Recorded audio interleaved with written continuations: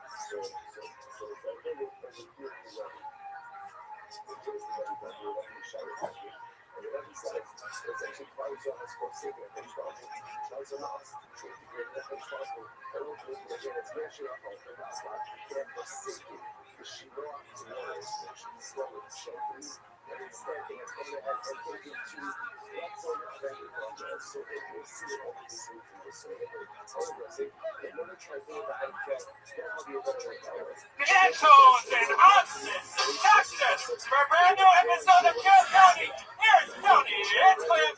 What's up, Austin, Texas? Good evening and welcome. It's a live audience here at Kill Tony. You guys excited to be here or what? The great Brian Redman is here. What is up, guys? We're here, new residents of Austin, Texas. How exciting is this? This is the first episode of Kill Tony with an audience in over 10 months. Wow. Feels great to be here, guys. The great Ryan J. Ebelt is here via streaming services, and we're excited to announce that today, as you listen to this show, it is the release of the new Kill Tony the Coloring Book, everybody. Yes. You're the first people to hear about this. Yes. There's a new coloring book with all the drawings of Kill Tony without the color, and you get to color it. That's what our target audience is. Yeah, a lot of meth heads are really happy about that. And we got fed today by the great Yoni, a local talent, Vito's Pizza. It turns out Austin, not known for their pizza. So we found a barbecue guy. His name's Yoni Barbecue, and you can follow him at Best Barbecue. He has that handle on social media, so it goes to show you how good his barbecue is. He's at Best Barbecue. Caveman Coffee, use the promo code Kill Tony. And here's a little bit more from the amazing sponsors that made tonight's episode possible for you. Hey y'all, recently more than 100 Twitter users got their accounts hacked into. Passwords, email addresses, phone numbers, and more. All taken from high-profile people like Joe Biden, Elon Musk, and even Kanye West. These kinds of attacks are getting more frequent and more severe. And it's not just Twitter. Facebook, eBay, Uber, Adobe, and Yahoo have leaked data such as passwords, credit card info, and driver's licenses belonging to billions of users. Look, if someone can hack Joe Biden, just imagine how easy it would be for them to hack you. That's why I use ExpressVPN to safeguard my personal data online. It seems pretty easy that somebody could actually hack Joe Biden, so that's a bad example. But according to recent reports, hackers can make up to $1,000 from selling someone's personal information on the dark web, making people like me and you easy, lucrative targets. ExpressVPN is an app that funnels your data through a secure encrypted tunnel so that no matter what device you use, you can have peace of mind every time you use the internet. The app connects with just one click. It's lightning fast, and the best part is ExpressVPN works up to 5 devices simultaneously so you and your whole family can stay protected. If a breach can happen to powerful individuals, it can easily happen to you. Yes, it can. So protect yourself with ExpressVPN, the VPN rated #1 by CNET, Wired, and countless others. And if you visit expressvpn.com/KillTony right now, you can arm yourself with an extra 3 months of ExpressVPN for free. That's expressvpn.com/KillTony. Visit expressvpn.com/KillTony to learn more. Today's episode is brought to you by Sheath Underwear. Sheath makes the softest, most comfortable boxer briefs I have ever worn. I mean, I wear them all the time. Golf, right now, absolutely everywhere. If you're sick of boxers that are too loose or briefs that are too tight, Sheath is for you. Here's what makes Sheath unique. The stretchy fabric is made out of moisture-wicking technology. It feels silky and keeps everything cool, comfortable, and in place. It's the perfect underwear for working out. Plus, the most unique thing about Sheath underwear is that they have dual pouches that keep your man parts separated. Gotta keep it separated, ain't it? This is huge for working out and being in hot environments, or if you just want to make winter activities more enjoyable. Yeah! You know what will make pumpkin picking more fun? Making sure your balls aren't stuck to your thighs. Sheath underwear will make that happen. No more chafing, no more gross ball sweat, just comfort and support. Now, for some of you that might not be interested in separating your man parts, I still recommend Sheath. You can wear it like any other boxer brief, and it's crazy comfortable. And one more thing, these look good. Sheath makes it look like you're packing. Or if you're packing, like you're really, really packing. So go to sheathunderwear.com to make your junk look giant and get a pair of the most comfortable underwear you'll ever own. And if you use code TONY, you'll get 20% off your order. That's sheathunderwear.com. Use the code TONY for 20% off. And we're back. Austin, Texas. Are you guys excited to be here or what?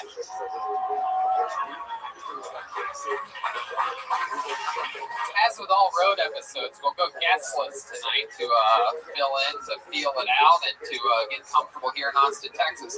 However, everybody's been asking, what about the band? What about the band? On top of a lot of special surprises that we have lined up for tonight's episode for you, the Kill Tony fan, and the people that were brought here by real Kill Tony fans because they had to buy a table. We're excited to announce that you're the first people to hear and see the stylings of our new Kill Tony band. Ladies and gentlemen, I present to you the best damn band in the land. John Dees, Michael Gonzalez, Michael Hale, and Jimmy Blazer.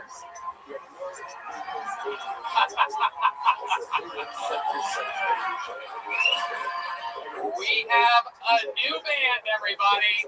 We are now racially diverse as ever. This is very exciting. Oh, wow, here you go. It's been said. That was my inner conscience yelling from the other side of the room. No, that we love Jeremiah. By the way, Jeremiah is going to be here at the Vulcan Gas Company this Thursday, headlining his own show. The little baby boy is all grown up, doing his own show. We're excited.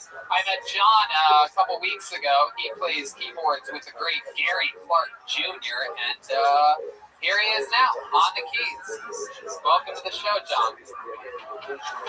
He's on social media at John Keys. We're going to find out more about everybody a little bit later.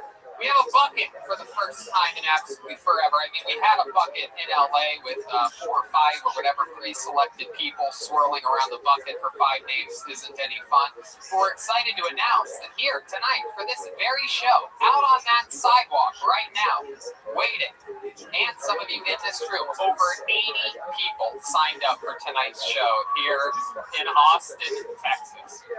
A true scene where anything can happen. When I call the name, someone out there is going to yell the name that I just called, and they're going to safely and briskly walk to this stage.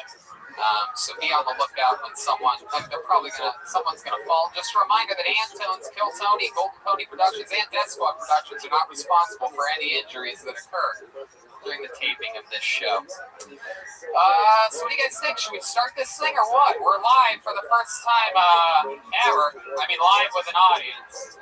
So let's start with one of the surprises, shall we? Instead of reaching into this bucket while 80 people wait in the freezing cold on early January, let's start with a surprise. Ladies and gentlemen, this guy going up first, a regular on Kill Tony, one of the longest standing regulars in the history of the show. To start tonight's show, ladies and gentlemen, I present to you one of our all-time favorites, the great, the powerful, Big Red Machine, William Montgomery, everybody, with a brand new 60 seconds.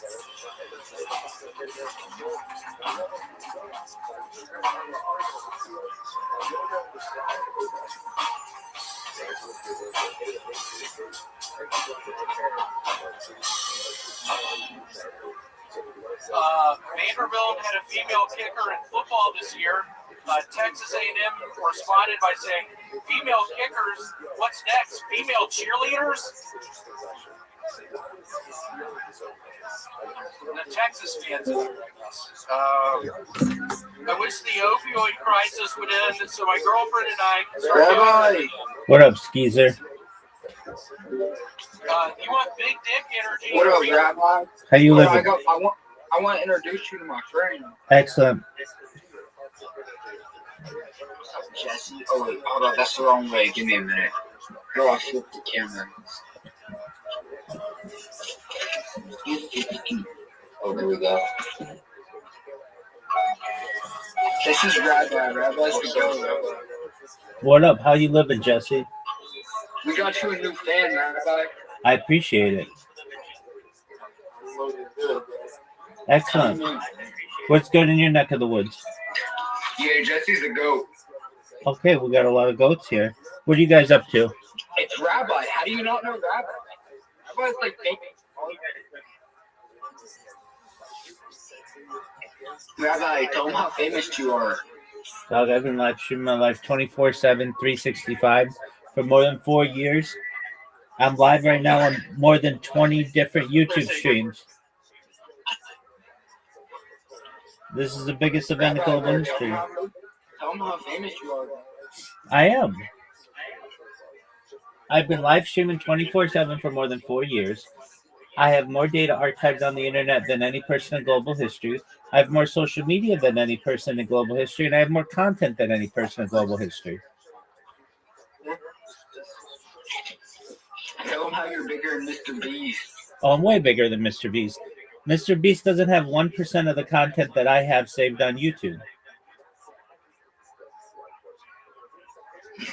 Mr. Beast got better Wi-Fi than you, dog. Yeah, no, that's probably true. But Mr. Beast doesn't do a lot of live streaming. I can't hear myself right now. Just one moment.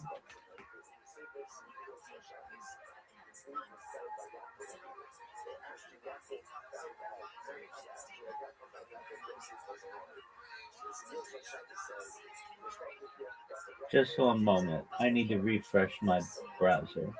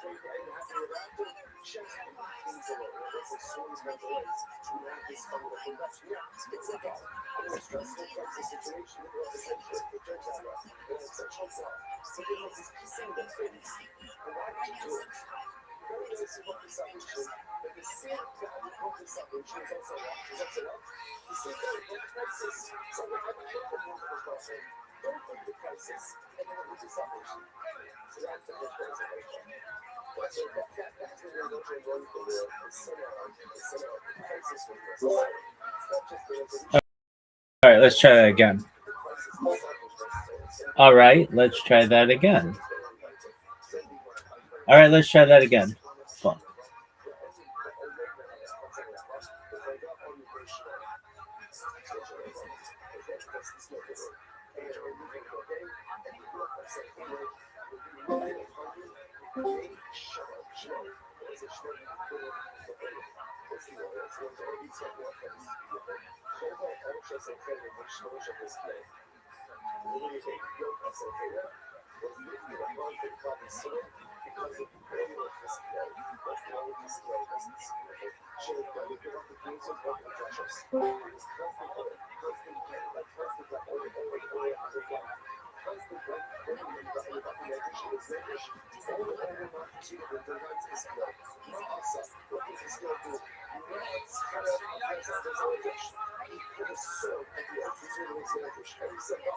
All right, let's try that again. Is it working now? I think it's working now. Garbage.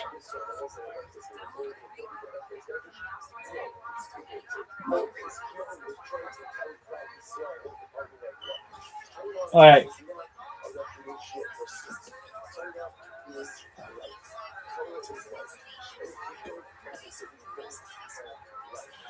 All right. Let's try this again.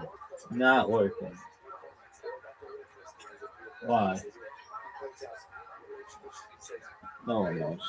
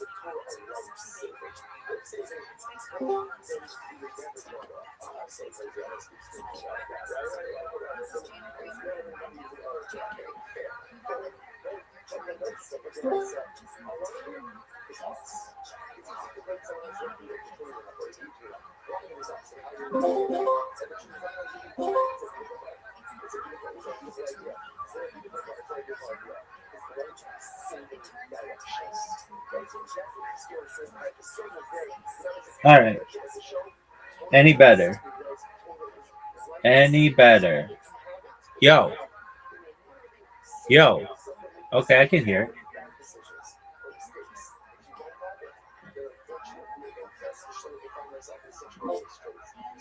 Yo. Yo, can you hear yourself? Yeah, I can hear myself. Just testing. Yeah, this thing needs to be restarted.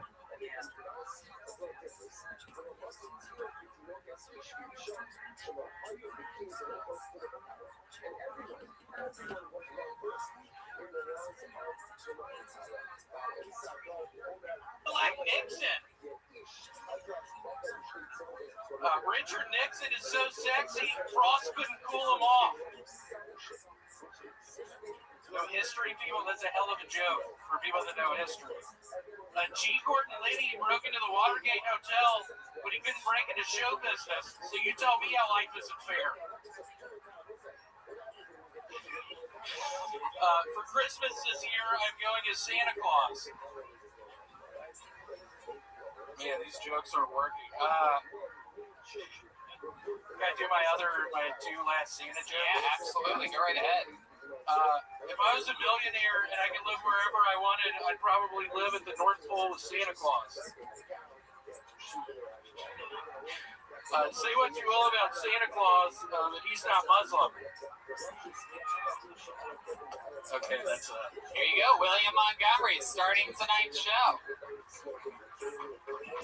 So nice to be here. You're in front of a live audience, William. How does that make you feel? It's been a coon's age.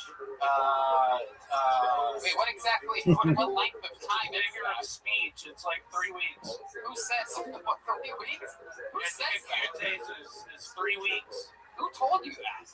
Where'd you learn that from? He's from the South. It's 3 weeks, I think. It's been way longer than 3 weeks. I haven't seen this many people in the crowd. It's been a coon's age. Okay, I would stop saying that if I was you. William, so it's been a while since we've seen you. Welcome to Austin. It has. How was your trip to Austin? Man, I thought I was having a heart attack in the airplane. Why? I got really sweaty and dizzy. You did? Yep. What did you do before getting on the airplane? I don't know. I had to take my sweatshirt off. Oh, that was it. You just were over And I got a little better. Yeah. Wow, I thought there was going to be a big twist to the story. Turns out you're just like a big baby. It just got real hot. Too many clothes on, huh? Yeah, too many sweatshirts. So how did you spend your holiday, William? We haven't really gotten a chance to catch up. It was so nice. I'm always a big celebrator of our Lord Jesus Christ's birthday. Birthday? Yeah, it was just a really nice one. Yeah, what'd you do? Opened up presents. Who got you presents? My brother Vance back in Memphis. How many presents did he send you? sent me two. He sent me a Nasper's koozie and a T-shirt. Wow, this is the saddest Christmas I've ever heard of in my life. Your mom actually sent about 40 pounds, she said, of cookies to give away to all of us. And I noticed that I never got any cookies. David didn't get any cookies. Did you eat 40 pounds of cookies? I did. That's why my tummy looks this way. It is true. For those of you just listening to the podcast, William has returned to the All show. right, let's looking test like this. Someone electrocuted a pile Let's of test mashed this. potatoes. Yo, dog. Yo, let's test this. Is it working better? I don't Seems think that it's a way. real line.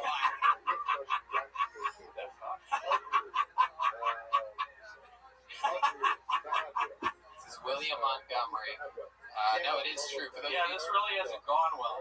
I apologize, Texas. Normally, Damn, You bitch. opened up with a joke about Texas A&M and Vanderbilt and then I don't know who people fucking like around here. I was trying to fucking get the crowd on my side. What's one of Texas A&M fans? One of the things we've seen you do is pander to fans. It was one of our favorite things when you were doing it.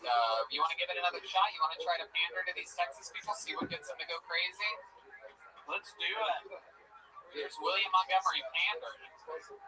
Hold on, who's someone from Texas? You doing crowd work right now? Yeah, hold on. Give me a name from Texas. What about George W. Bush, y'all? He's from Texas, isn't he? I love George W. Bush. What do y'all think about George W.? He's from Connecticut. Shut the fuck up. Don't fuck this up for me. It's finally starting to go kind of all right. He's from Connecticut. Fucking bitch. Seriously, stop. Seriously, stop. Name someone else from Texas. Don't ask. Just go with your gut. Someone from Texas. Who is the okay, here, ask me again. All right. Who do you love from Texas, William? Let's give it up for Toucan Sam. Look at all these people are mad. You don't know these people from Texas. These people have a lot of pride here, William. I've really messed up. I was kidding with Toucan Sam. Now, William's originally from Tennessee. You guys are both considered the South to most Americans. What's different between Tennessee and Texas to you, William? Probably all the black people. Whoa! Jeez, all right. You told me to say that. You told me to say that. My goodness. So, My goodness. William, you had multiple jokes about Richard Nixon tonight. Did you just learn who that is? I did actually. The 32nd president of the United States. Yeah. Really fun guy. Been many a coon's age since he was in office. It has. Wow. William, what else are you looking forward to doing during your time here in beautiful Austin? I think David and I are gonna scuba dive some in one of the springs. Yeah, why do you always connect Texas with scuba diving? The last episode, you told me you're going to murder me when I was scuba diving. Yeah, it's a fucking springs. Do people do that here? Do people scuba dive in Texas? I just don't hear. I'm sure they They do. do a lot of scuba diving, don't they? Wow. The place really went crazy for scuba diving. Scuba diving and Toucan Sam got the same response. My God, yeah, it's been 9 months, and I was feeling like I was on a high horse, and now this, and it is turning into a literal nightmare. It is interesting. For those of you just listening, he looks like the Gordon's fisherman drowned. Yo, baby. There we go. It's a charismatic look, William. You're wearing the hat. Is there anything underneath that hat special? You want to show the You audience? want to see it? Look at that. The crowd goes wild. Y'all see this shit? Look at that. That is incredible. He's looking Merle Haggard tonight. And you have socks and penny loafers on. Is that something you read about in GQ? It is. It's a new look. It's a new look. How's your love life, William? You leave your abusive girlfriend at home? Was she mad that you came out here? She's sweet. She's gonna watch this. So don't say abusive because I get abused when that happens. It somehow turns into my fault. Do you have any bruises right now you can show us? No, I'm fine. It's been better than ever recently. Was she upset that you came out here? No, she's real surprised. William, some people told us that you got a little bit too drunk last night. You want to tell us something that maybe happened last night when you got too drunk? I don't know if I want to. Okay, there you go. All right. How many drinks do you think you had yesterday, if you had to guess? It's probably 16 Lone Stars. Let's give it up for Lone Star! Yeah. Lots of Lone Star! There it is. We know what he's opening with next week. Well, William, so much fun. Is there anything else that you should catch us up on or that you want to plug or say or anything? I will be at Showtime in the Apollo in 2 weeks. There you go. I don't know if I believe that. All right. William Montgomery. This is great. I know. Thank you so much. William Montgomery, everybody. There we go. That's the gun. Yeah.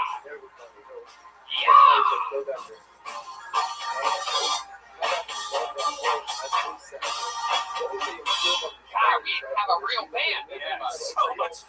That's So nice. incredible. You hear a saxophone in her ear screaming away. You know, I think William was really hungover from yesterday. He seemed a little out of it. I think so too. William's a little bit I don't know, he may have caught the Rona while here. All right. You guys having fun? You get it yet? See, to me, this is always the fun part. A real stranger right off the fucking street. Completely anything can happen. And we haven't done this in 10 months. So you guys ready to get to this bucket or what?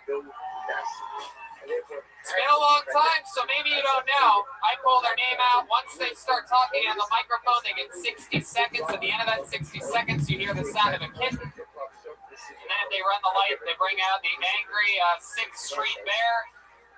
And your first person of Austin, Texas. Wow, this is crazy. This young lady actually came here all the way from Los Angeles. She's been made famous in the last few months on this show by being the psychic of the show. Ladies and gentlemen, it's Christy Bellich. That's incredible. Christy Bellich. First up. Yeah, the stairway's that way. All right, here she goes. There we go. Here when she comes.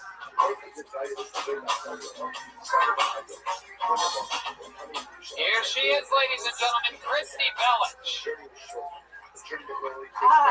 So I just found out that my ex-boyfriend is now fucking my now ex-best friend, you guys. I know, right? The thing is, as long as I knew my ex-best friend, that motherfucker was always a lesbian, and this dick was not the dick to change her over. You know, like it was like cocked to the side. You had to Crisco that shit. You had to go to Home Depot. You had to get that all shit right up. Anyway, I lost breath. But the thing is, before I moved to LA, I donated my bed to his family, which means they're fucking on my old bed that has my period stain on it. And it's not even like the nice, straight out the art store, goddess, pomegranate, red flowing blood. It's like the chunky brown, like Jackson Pollock, straight up on that Posturpedic. Christy Bellich. This is what I think. Wow. I feel like if Redman was a woman, he would have written a set like that. Oh, no. My period blade's chunky. No, that shit was a lot. It was very graphic. Never mind. I used to do that kind of graphic. It is. It's hard as a rock back Yeah, there. hard. Yeah, that's disturbing.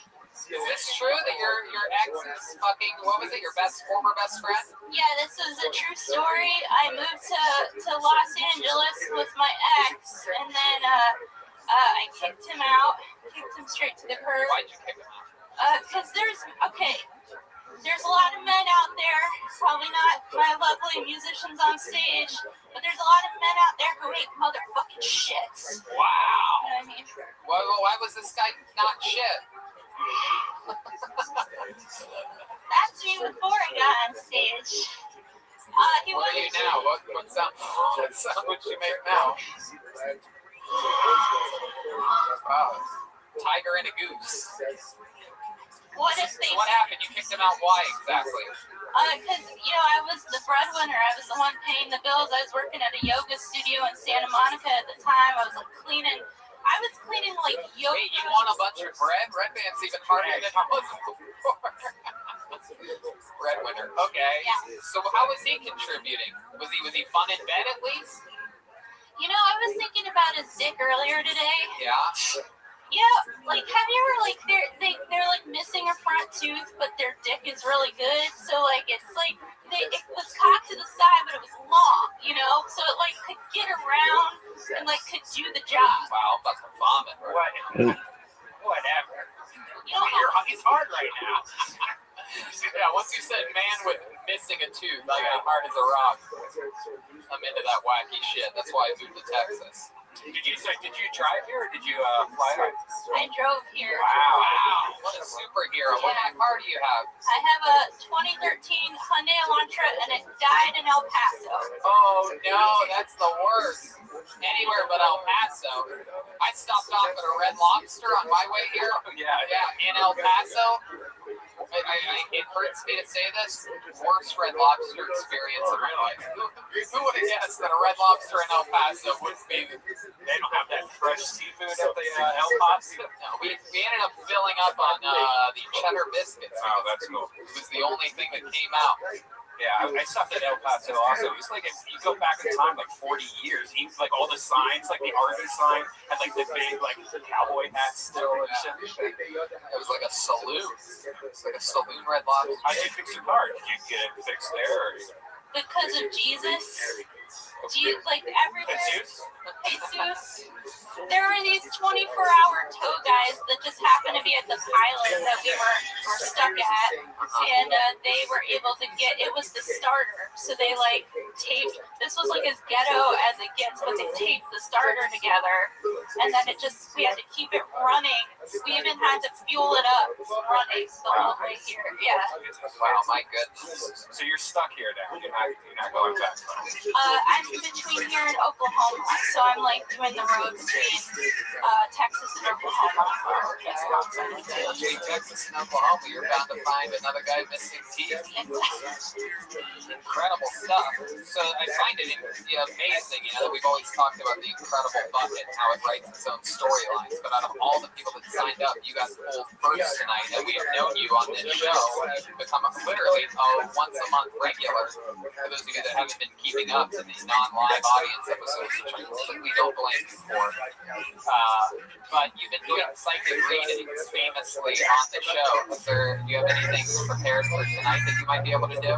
Well, I brought cards just in case, but I was going to do spirit, totem, power animals for 2021 today. I don't know what that means, but go right ahead. Do whatever you want. Hi, everybody on here.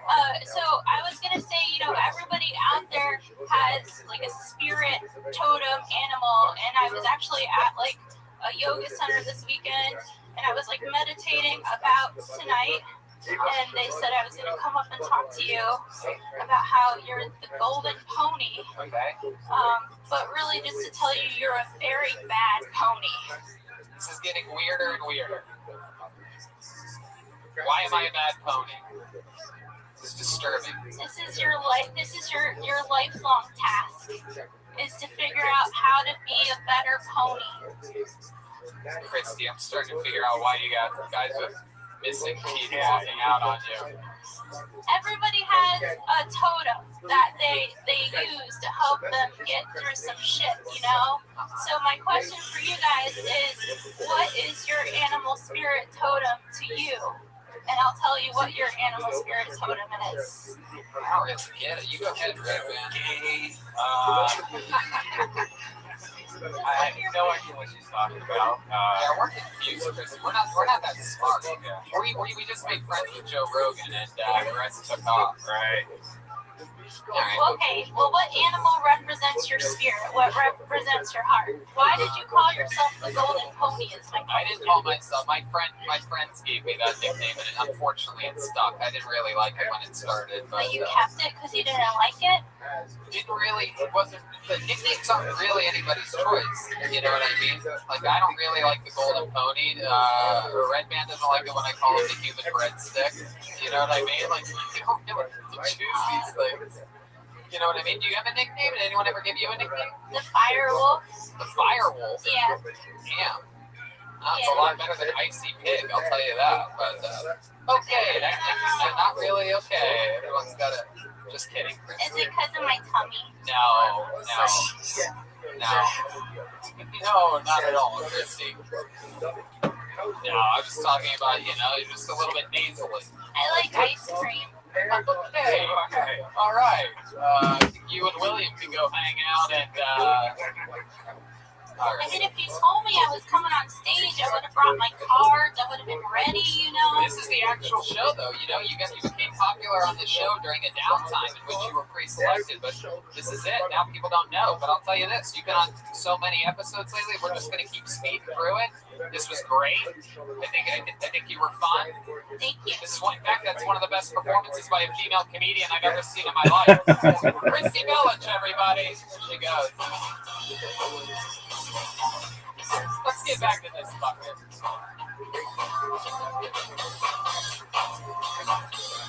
All right, here we go. Hey, how about a big hand for Zach Bogus up here?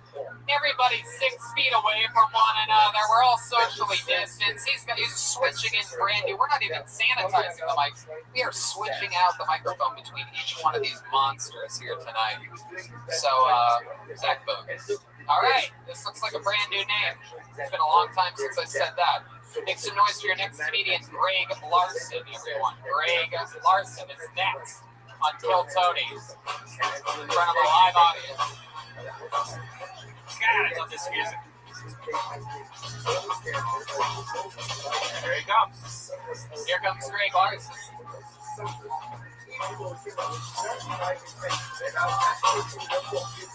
Come on, one more time for Greg Larson, everybody. There's a new COVID vaccine for puppies.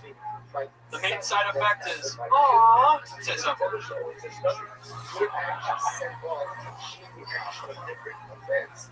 When Latinos get the vaccine, do they develop Taco Bell's palsy?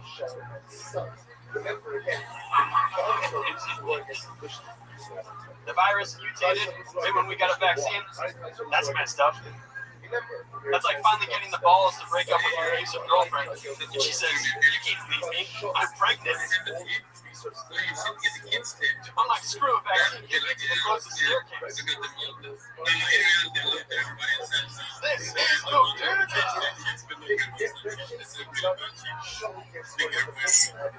You know why they call those assault rifles AR-15?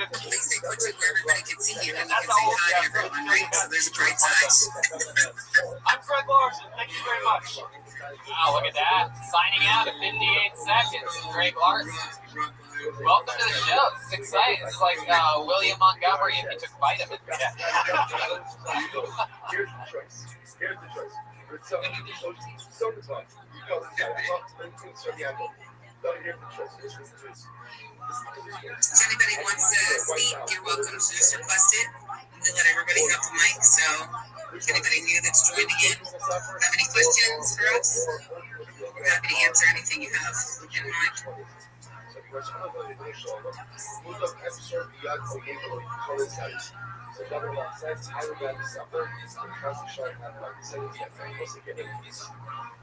losing. We just lost a couple. I see a bunch of people that are going back into connection, so X must be glitching. We lost Stin. Yeah.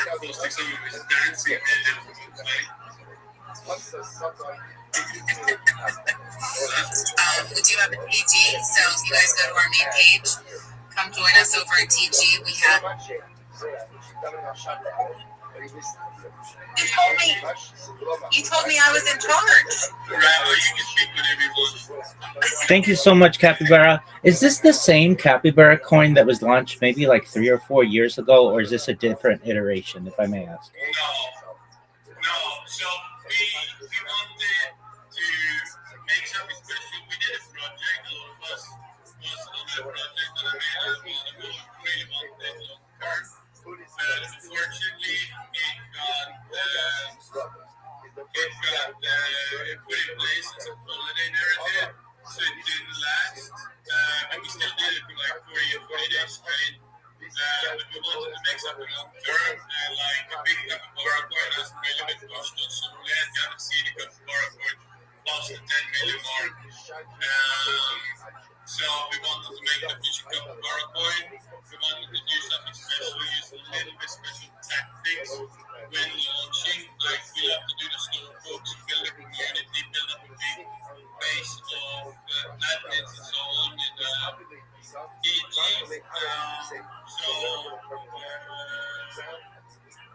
We did that a lot of it. We managed to get up to 16% off supply. Some of it is like for a year, some of it is like for I think it's 25 days left. Something, but I have been looking again for like a year at a time.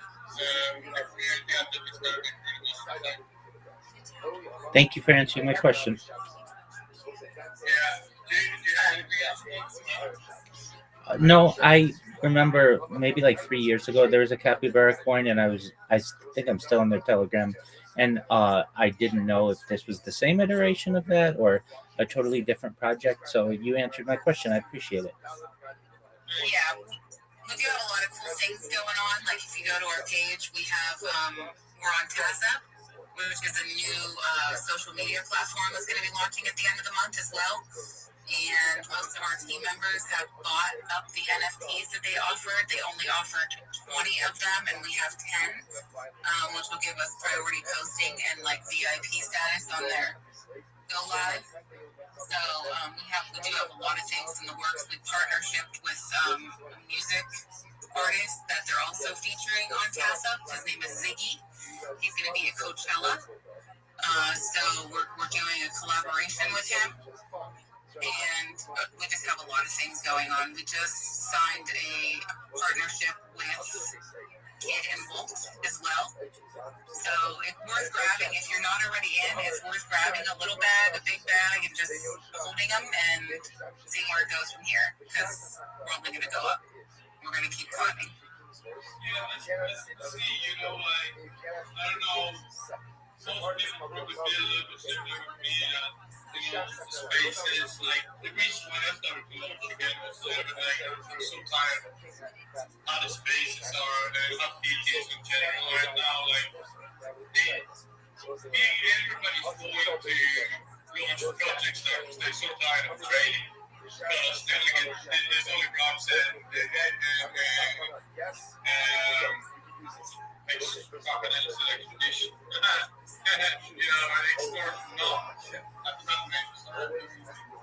yeah, so they basically, it's really bad to see.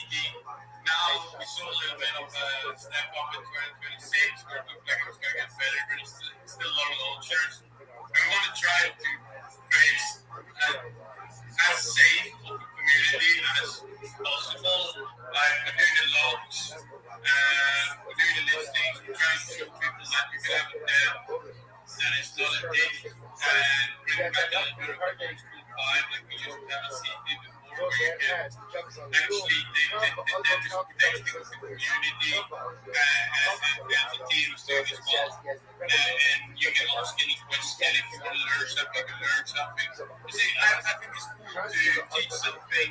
I think it's cool to learn something. And I think we need more of this in the space, more of these types of launches where you're actually building with a big group of people. Excellent. Also, we have the TG open most of the day, so please come join in. You can meet some of the team members, and we just talk about our day. So nothing fancy, but we get to know each other really well, and that's building a strong community for us. Very well. Do you have a link tree? No, I don't have a link tree, but here, I'll share it in the chat. Give me a second.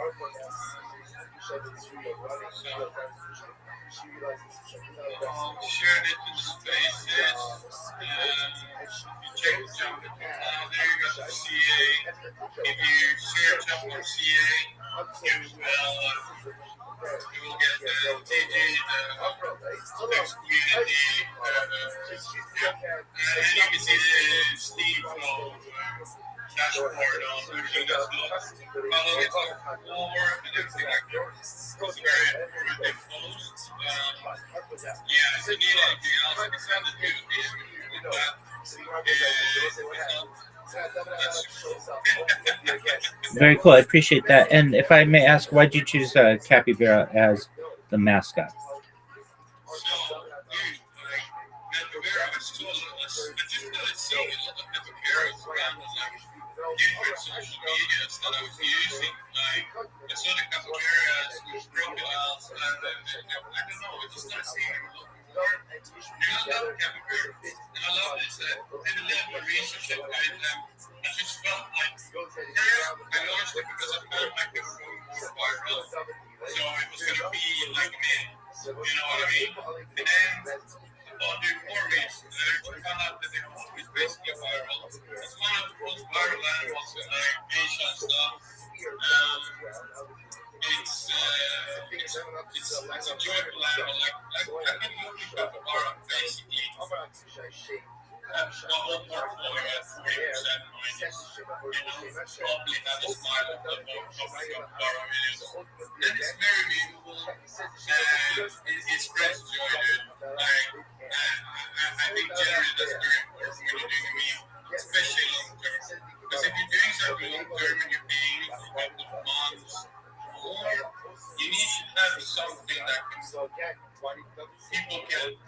behind, and also gives you hope, and it has a sense of relativeness to what you're doing. I don't know if that's Well, plus we like the idea that we found out how loyal they are and how they bond for life with a human if they're adopted by a human. And it was very dear to our heart too, because we are doing that as a team. So we're all, like I said, getting to know each other and the bond that we're creating, and we plan on being together for a while and working on other stuff eventually down the line. But we're just getting stronger every day. So it's kind of like the capybara and how faithful and loyal they are, and they just chill, and that's what we do.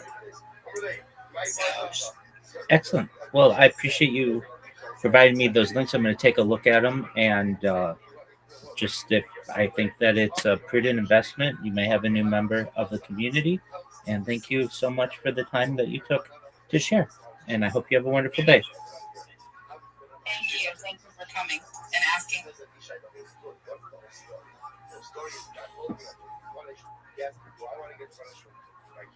So I said I'd rather get punished than have my kids wiped out. I'm like, I'll call the city safe. So Abishai says, the David change your idea. Ask something wrong to punish your children and not you. So he says, start raising this month, but I'm going to start.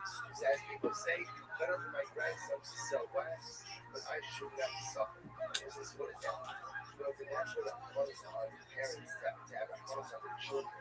So what the Shabbat says, if the Shabbat like this, what I think it says, listen, all you can plan for is the present. Right now, 12 is giving the opportunity to check and show each other your presence. So take it, all right? Now, you have the problem with the country of the children.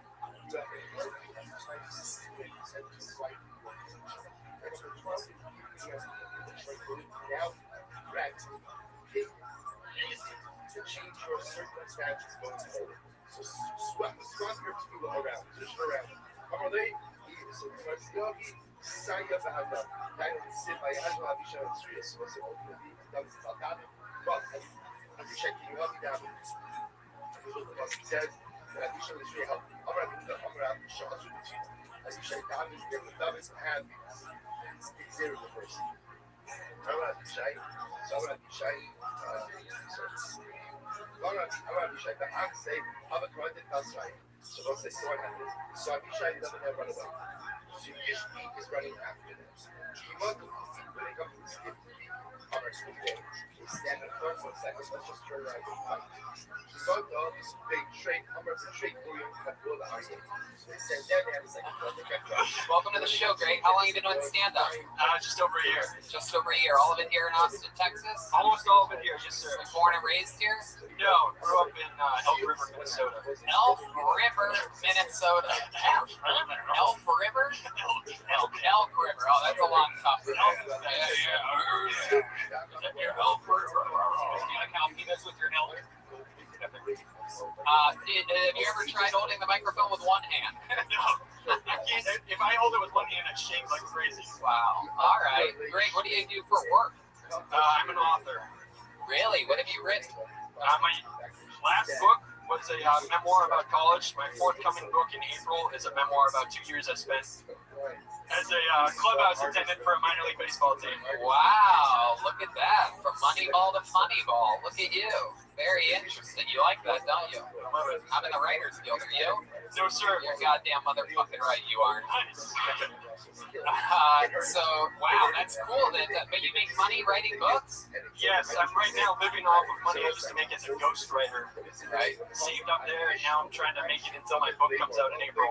Wow, what kind of ghosts were you writing for? A lot of like CEO types. Wow. All right. So you haven't been on this show before, have you? Yeah, I got pulled in San Antonio last January. The reason why I asked is because I remember this. Ghost writing for CEOs. I remember it very clearly. How did tonight's set go better? I think tonight's set was better. I think it did too. I think the autism joke, the little kitty joke was adorable at the beginning. I think a lot of people had a problem with your Mexicans eat at Taco Bell joke. I don't know if you've ever been out of your house, but they don't really do that so much. Have you ever seen a Mexican at a Taco Bell? Never. They don't even work at Taco Bell. That's like a disgrace to the family name. And, you know, they'll do any fucking job. So, I mean, it's really crazy that... So, how long have you lived here in Austin? About 3 years. You moved straight from Minnesota? No, I've been all over the place. I was in Montana, Yo, what up? Virginia, Florida. What's some advice you can give me, Tony? You can ask, take your name. Have you guys been to Martin Springs yet? Yeah.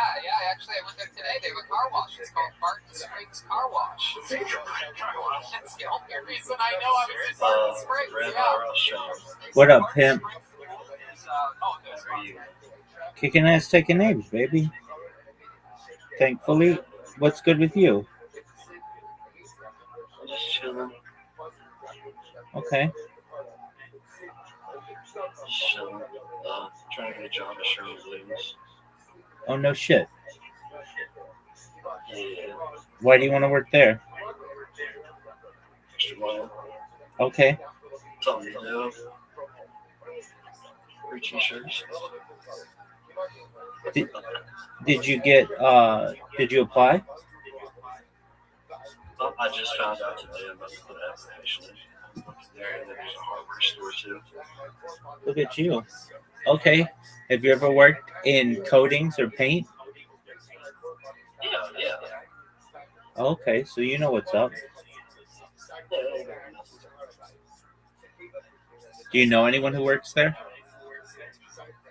No. But, sure.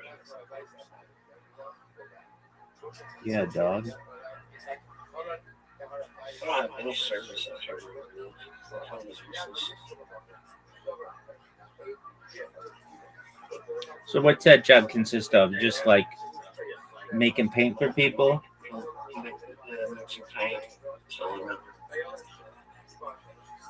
But you don't actually do the painting, right? No, that's the other side. We just sell the painters and paint. Oh, okay. And is it like commercial and residential? No, I'm sure. Interior and exterior? Yeah, of course. Do they do like Sure. sprayers and stuff?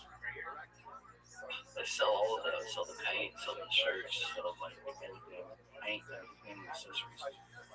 Oh, tight. Is that like an exciting job or is it boring? Yeah, that would be kind of cool. And then there's another one. There's a door company in most cities. There's selling doors. Okay. To open new doors for new people. Yeah, doors are cool. Chill. Well, look at you. How has the Discord world been to you? Why is that?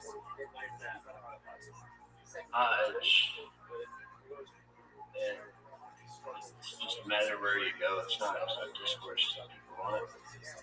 Okay. Have they been kicking you out, banning you, muting you, just mean to you? What's going on? Nah, there's people in it. Okay.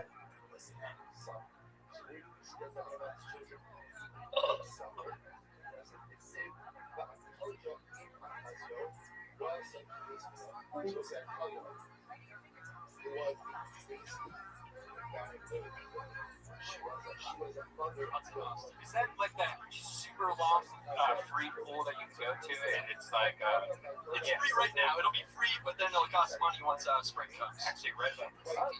Yeah. You thinking about going swimming in the super long pool? It's like Blackfish too. No. It looked really cool. It's long, but is it wide? You know what I'm saying? So you go swimming in this public pool? Yeah, I go there. Do people ever like dunk you and splash you? You seem like you'd be easily bullied. No. All right. Well, if I sneak in there, I'm going to. I jump right on top of you, pull one of your teeth out. You know what I mean? Am I like it? Uh-oh. Whoa, jeez. All right. You have a girlfriend? Are you into guys? Is that what we're finding out right now? Oh my god, I could be, but no. I guess technically I'm like an incel right now. Oh wow. Wow. Greg doesn't even know he's gay, everybody. This is exciting. We're the first people to tell someone live on the show that you're gay. Cool. Have you ever messed around with a guy? Like your kid, you kiss your friend's penis or anything like that? I think he's thinking about it. Probably the gayest thing I've ever done is I was watching a movie with my friends in the basement, and neither of us, we didn't want to change out the movie. So we're like, okay, whoever can jack off and come first has to change the movie. Oh my god. That's not real. It's real, dude. Are you serious? Yeah, that's my buddy Wade and Ding. The gayest part was you catching the cum in your mouth as it was coming out of them. Who won the competition? Do you remember? Nobody won the competition. You probably 20 seconds later, he's like, oh, a bunch of dudes are jerking off. Yeah. Okay. How old were you? 16, 17. Jesus. Wow. That is gay, dude. You are 100% gay. That's 4 years away from 22. Wow. Do your friends talk about this now? Like, hell no, they don't talk about it now. Yeah, I just always, when the VHS is over, I just go right up and put in a new one. Never hesitated once in my life. Why would that even come up? So wait, let me ask you this, because you said nobody won, like nobody finished. Right. But so how long until you got 4 hours? It's getting hot in there. They take off their clothes. Jesus, we could have watched Kill Bill twice, and my arm is throbbing. Hey, I'll do you if you do me. Totally not gay. My goodness, Greg. All right, what's the second gayest thing you've done? Well, I once ate a dude's ass out, but it was only because the DVD was over. So it's not gay at all. The second gayest is probably hitting on you just now. Wow. What's the biggest accomplishment you've ever had with a lady? I once proposed to a girlfriend of 3.5 years, and she said no. Wow. Was it a special proposal? Like, were you at a restaurant or at Thanksgiving or something big? I made let me guess. The VHS was over and okay, go ahead. I made a scavenger hunt that brought her around town, and I wrote like rhyming clues. And the final clue brought her into my parlor at my house, and there was a video You got told no at the end of a fucking scavenger hunt? The worst part is, I thought I was safe to take a sip of water right then for sure. You almost got me, dude. How long did the scavenger hunt last? what if it was like 2 weeks? No. What lasted longer, the scavenger hunt or the jerk-off session before? The same amount of time. Wow. It got to, the worst part is I videotaped it because I thought she might say yes. So I still have, do you have that? I have the video of her. Will you send me a copy of that? I'll send it to you. We gotta put that right out. We're gonna post it on the we'll post it on the Keltoni Instagram. Lady sad. Oh, it sounds awesome. How many of you would love to watch the sad video? Okay. Nicole just texted me. It's 4 o'clock Tuesday, April 29th, and she said that she's on her way from school, and I'm doing it. I'm gonna ask her to propose to me, and I gotta say, I'm glad that this is something which I could prepare beforehand, because I would be too nervous to do something spontaneous. So I have the scavenger hunt set up, going bring her around town. Not just up to the park and in my car, but so she's gonna go on the scavenger hunt. I'm gonna follow with and just try to act calm, cool, and collected. And she's gonna come in here, and the last clue is gonna have her turn on the lights. And there's a Lily's her favorite rose. It says "Marry Me." It smells pretty good in here, and it's got all these lights and stuff. And it looks like it doesn't look great, but it's really pretty good. So I'm gonna set up the camera here, and we're gonna see how it goes. So this could be a video which nobody sees, or this could be a video which everybody sees. Either way, well, one way is good, the other way is bad. So Oh no, this is great, kid.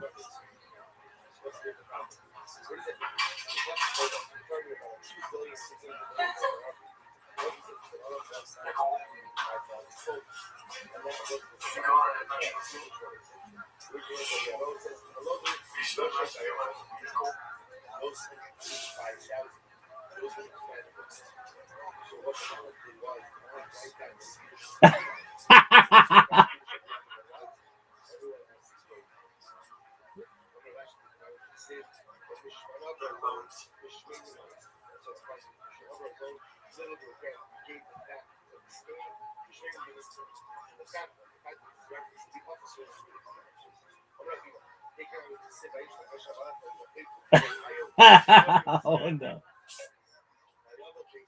So it's now Wednesday, April 30th, and this is the day after I proposed. And Nicole, you saw the video, she took a while, she embraced, and she really answered there. So she wound up doing a list of 1,225 things that I love about her. And she took the ring, and she took a picture of the flowers that said "Marry Me" on the floor. And she went over to her mom's place by herself to all things over. You know, read that whole letter. There's a lot of different things in there. It's like 35 pages. I mean, sometimes these things just write themselves. Wow, do you still talk to her? No, we have not talked. That's what she said. Alright, he started with no, but did you guys break up immediately after that, or did you kind of like fizzle out? I was moving, and this is like my last ditch effort, like, baby, come with me. And so we lived together for like 2 weeks after she said no. And then awkward. Yeah. Hey, I'm just gonna go to the bathroom. Totally not gonna be sad or anything. Are you ever gonna do that again? Propose to somebody? Yeah, I hope so. Okay. Wow, look at that. Oh, look at the lonely women in the audience. Aww, I'll go on a scavenger hunt. My God. Did you keep the ring? I was so bored, I borrowed the ring from her mom who just got divorced. Oh, I Jesus just gave her right back to her. My God. What a loser. You borrowed the ring from her mom? No wonder she said no. She probably recognized the ring. Probably smelled like her dad. Yeah. All right, great. Well, this has been a fun interview. It's fun to have a new That was interview. Been on amazing. the show once in San Antonio. It's fun to have a stranger on. Got us back to talking to someone we don't know that much about in front of a live audience. Thank you so much. Great Larson, everybody. There he goes. He's on Twitter at The Great Larson. Christy Bella, just Christy Bella. That bitch not too bad looking, folks. Yeah.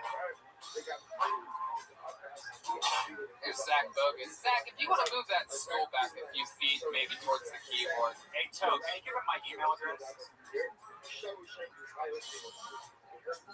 Get Zach Bogus up there. Okay, sent that video in. All right, ladies and gentlemen, it says it here, all the way from Sunbury, Ohio. Your next comedian goes by the name of Trevor Williams. Trevor Williams. Sunbury. I know Sunbury. Yeah, I know Sunbury too. My aunt and uncle live there. Oh, wow. Here he comes. You can almost hear his heart beating from here. The anticipation and knowing your name has been called. Here he is, Trevor Williams, everybody. Hello. A little bit about me. When I was 6 years old, I walked in on my parents having sex for the first time. My first time catching them. And I walk in, and my dad he's on top of my mom, and he looks over and he's like, "Can't you knock?" And from that point on, I learned, no, knock before you walk in. By far the most memorable Easter of my life. And years later, my dad walked in on me masturbating as a teen. And he was like, "What the fuck, dude? I knocked." "I know, I heard you." So I was close. It was a towel. I came on my dad's head, and the towels for the cum.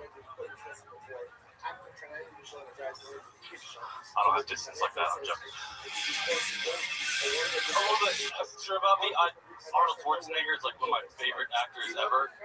Total Recall is criminally underrated. My only gripe with the guy is that in all of his movies, no one ever brings up the goddamn accent. Not once, like in any of his films. And I'm not saying it has to be like central to the plot line, but can't someone at some point be like, "Hey man, where are you from?" I could just use one scene in The Terminator where they're like building the robot and Whoa, Jesus, there it is. I almost forgot the bear was there. All the way from 6th Street. They love you, Trevor. Look at that. Either that or they're clapping for the bear. I don't know. Welcome to the show. Look at you. Yes. Talk about magician energies. You're the guy. Sunbury, Ohio, huh? You drive here? I did not live here now. Oh, you moved I here. drove here originally though, like 20 hours straight. Okay. Shot. Hell yeah. Yeah. So square up to the audience a little bit so they can see you there. Yeah. It's good. It's good. Trevor, you have a good look to you. You're Han Solo's son, right? I am Kylo Ren, yes. There you go. You get that a lot? Keanu vibes as well, yes. What ethnicity are you? That was my next. I was going to say I usually get Asian if someone's African American or Hispanic. It's a white. You look like an Asian woman with a mustache, which is very rare. I grow the mustache for less womanly vibes, but I guess it's kind of. I know what that's like. Trust me, I know what that's like. So, how long have you lived in Austin? About 3 years now. Everybody's lived here for 3 years. It appears as though there was another bum rush of people before. Perhaps another big podcaster moved here 3 years ago. So, Trevor, what have you been doing? What do you do for a living? I just got a job with the state at the start of last year. Great benefits. It's incredible. The state of what? Depression? It's sending me there. No, the great state of Texas. What do you do for the state of Texas? I help put together courses for attorneys. Oh, wow. You're that guy? Yeah, I'm that guy. Did they put in charge of that? Books and stuff. I do an okay job. Okay. Hell yeah. Why Austin? What made you come out here? Because I know Sunbury pretty well. My aunt, my uncle lived there, grew up there a lot. nothing out there. There's an outlet mall now, so now kind of slanderous. A lot of cows, a lot of farms. Yes, a lot of college farms. But I moved here to do comedy actually before it was like cool too. So you've been doing that for a few years now? Yeah, I actually was at the Dallas show last year. You were on the show? Yes. Wow, so still nobody that hasn't been on the show before this episode. That's incredible. Let me ask you this, because you have a real look to you. You know this. Do you have any special skills or talents that we would find interesting? I don't play instruments. Last time we asked that, I brought up that I could dunk. And you had me do a jumping contest. Really? I didn't get a rebuttal, so that wasn't fair. Who out-jumped you? Jeremiah? No. Joel? The guy at the end of the show. Oh, just a human Big being. tall, yeah. This is good. Wow. Other adjectives. You were really scarred from this experience. You Yeah. don't remember it. Yeah. You want to try jumping again? Have you improved your I don't have any other fucking talents. I can do the worm. I don't want to do the worm either. Why do I? This is embarrassing. I don't know. How many of you want to see this guy do the worm? No better time than during a global pandemic than to have a guy roll around on the floor. Fair enough. I'll give the people what they want. Here he is. Can we get a little worm music from my friend here? Here he is, doing the saddest worm you've ever seen.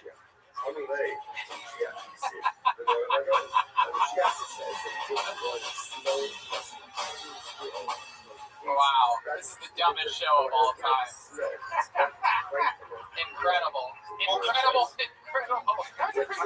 John? How about you say award? Like it's a war trope. Yeah, I was wondering. I was like, that's not an interesting word.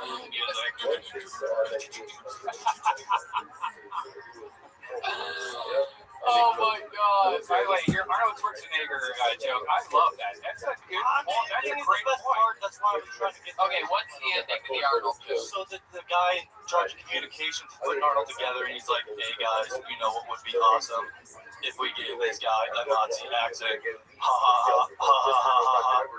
How about some big sexy muscles too? What? I don't know." So, Wow, an audible move for the first time tonight. That's incredible. You really built up the excitement of that punchline, and then it appears as though you never finished writing the joke. rookie mistake. I love it. What would we be surprised to find out about you? Something we haven't covered on your other appearance here. How are you with the ladies? You seem like a ladies. I always assume people that look like the top half of the centaur do good with It works. do good with the ladies. Adam Driver is super in right now. You're what? Adam Driver is super in right now. Right. Looking like people like that. You're like Adam Driver, except you're more like Uber driver. I was last time we did this. Actually, that was my profession. Oh wow. So full circle. Indeed.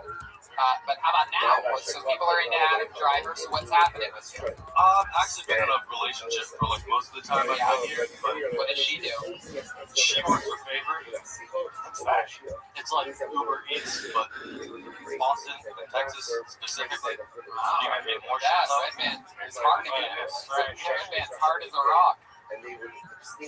Wow, it's incredible. Well, Trevor, this has been a fun interview. I guess to try to figure out if there's anything that I'm missing here. I just don't know. Do you have any special sexual moves in the bedroom on your girlfriend? I pride myself on like not using my fingers when I go down. I think that's kind of like When you go down on your girlfriend? Yeah. What do you mean not use your fingers? Like, What do you do with your hands? Just keep them to the side like you're crucified or something like that? How do you get in there? You just blow real hard, real fast. my position is, but I mean, You know what I mean? Like hands can do other stuff.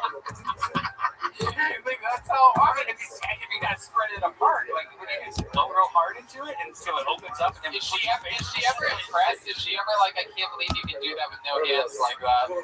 I guess I should be more specific, like feet, like oh, you don't do that. The finger. yeah. That's not that crazy. It's not that crazy. You just asked me for a unique skill. The first thing that came to mind. Is there anything else? I mean, is there anything else that comes to your mind? Is there anything that Are you interested? I don't know. what's the noise that you make when you have an orgasm? Okay, I'm done, Tony. What? Okay, I'm done, Tony. Oh, you son of a bitch. You son of a bitch. Who says that? All right. Well, Trevor, fun to have you on. Congratulations. Trevor Williams, everybody. There you go. All right. My work is done here. Here we go. It's that part of the show where, if one's available, I'm going to bring up another regular. How about that, huh, guys? All right. Ladies and gentlemen, this guy, famously, a great roaster, unbelievable comedian. Here he is. Ladies and gentlemen, David Lucas, everybody. Here he is.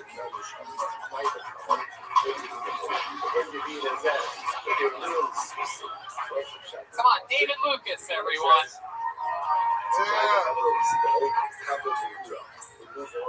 Yeah, what's up, y'all? I had COVID like a month ago. I lost my smell and taste. I actually got my taste back in pussy.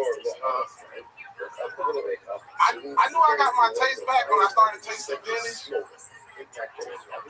That's how you know you eat pussy, when it tastes like spare change. But I actually lost my smell and taste during the worst week possible. I lost that shit during Thanksgiving. As a fat guy, I damn near had a heart attack, you know. I was like, nigga, give me the pneumonia. Like, I lost my smell and taste for Thanksgiving. I finally got to experience my first white Thanksgiving. I couldn't taste the fucking thing. I was like, oh, okay. This is what it tastes like in the suburbs on Turkey Day. Thank y'all.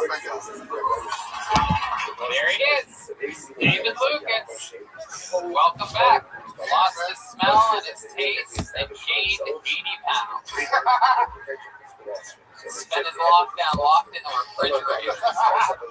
Hey, Tony, I actually heard you was laying naked at the bottom of a chimney waiting for Santa to come down. Okay, why would I do that?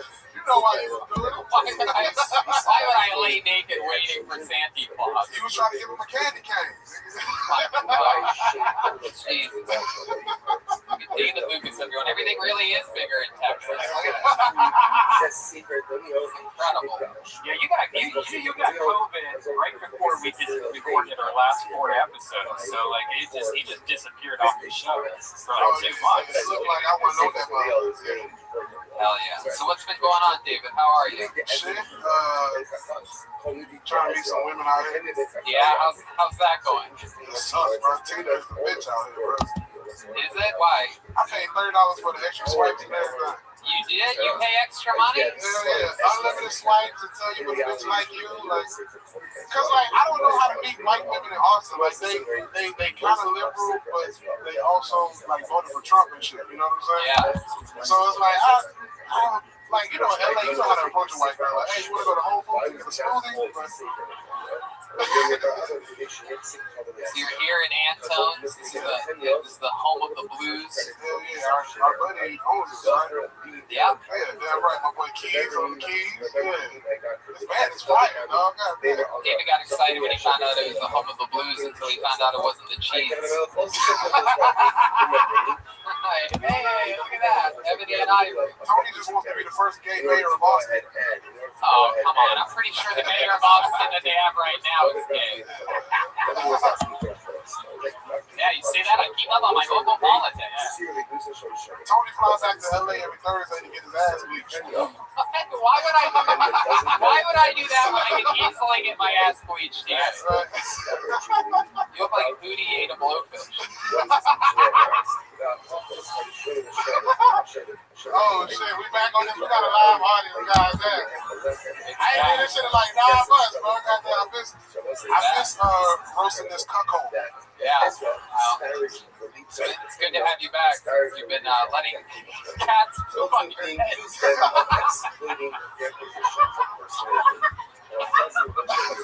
It's like someone dumped a fucking litter box on you before you came on stage. Hey, Tony only played T-ball so he can do the ass pats at the end of a game. Why would I have played T-ball for 30 years? Tony still do that shit in the grocery store like, okay. Oh my god. So you actually made changes to your diet recently. Yeah, my trainer's still right here. My boy Kane over here, my trainer's there, dog. You know what I'm saying? He's gonna get me in the shape so Tony can't say no more fat jokes. That's right. It's like your trainer has a lot of work to do. He's not gonna put you on his resume for a while. Raven, are you serious? This motherfucker used brisket oil as cologne. That's right. Tony, you gonna need a hypnotherapy to get you out of being gay. Why would I need a hypnotherapy? Wave a rubber vagina in your face until you fall asleep. Oh my god. You're gonna need a broken hypnotherapy.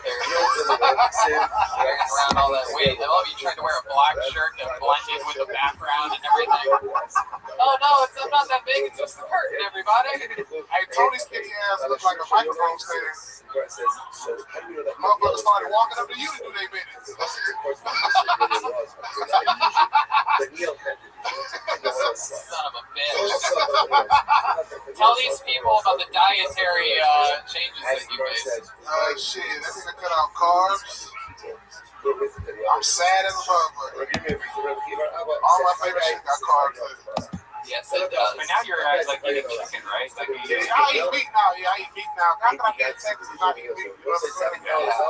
I ate meat for the first time the other day in 4 years. Yeah, when they told David that Kenny Rogers performed here, he started sweating. His stomach started growling. They called Tony at the barbecue restaurant smuggling sausages in his ass. The jalapeno kind. Why the fuck would you say that? They're like, sir, you don't need a to-go box? He's like, no, I got it. You're saying what? I put it in my butt? Yeah, you just sat on it. God damn it. How'd you know that I did that? It's fun, David. So what else? What else in Texas? What else excites you about being here? Shit, I'm about to try to wrestle the Longhorn. Yeah? I want to wrestle the Longhorn, dog. Y'all Wow. like wrestling. Has anyone walked up to you and tried to tip you when you're standing outside? Why? Because you look like a cow. Anyone tried to milk you? I beat somebody's ass, bro. Fuck that. I do jokes, but I can fight. Nah, I'm gonna go fishing this week. So if anybody got an extra pole, I'm trying to do some bass fishing or whatever biting right now. Wow. Yeah, and if anyone has an extra pole, I want to shove it in my booty hole. Right, well, to catch what you want, we need this kind of bait. Tony got a shit-scented air freshener in his car. What the fuck? To remind you of your bedroom. Why would he say these things about you? I give you an opportunity to be a star. All I do is lift you up, and that's not easy to do. This motherfucker. What else, David? What did you eat today? Let's go through a day in the life of.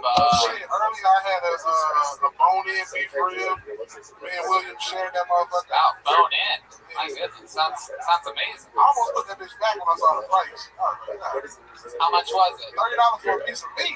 Wow, look at that. That's how much you spend on extra swipes.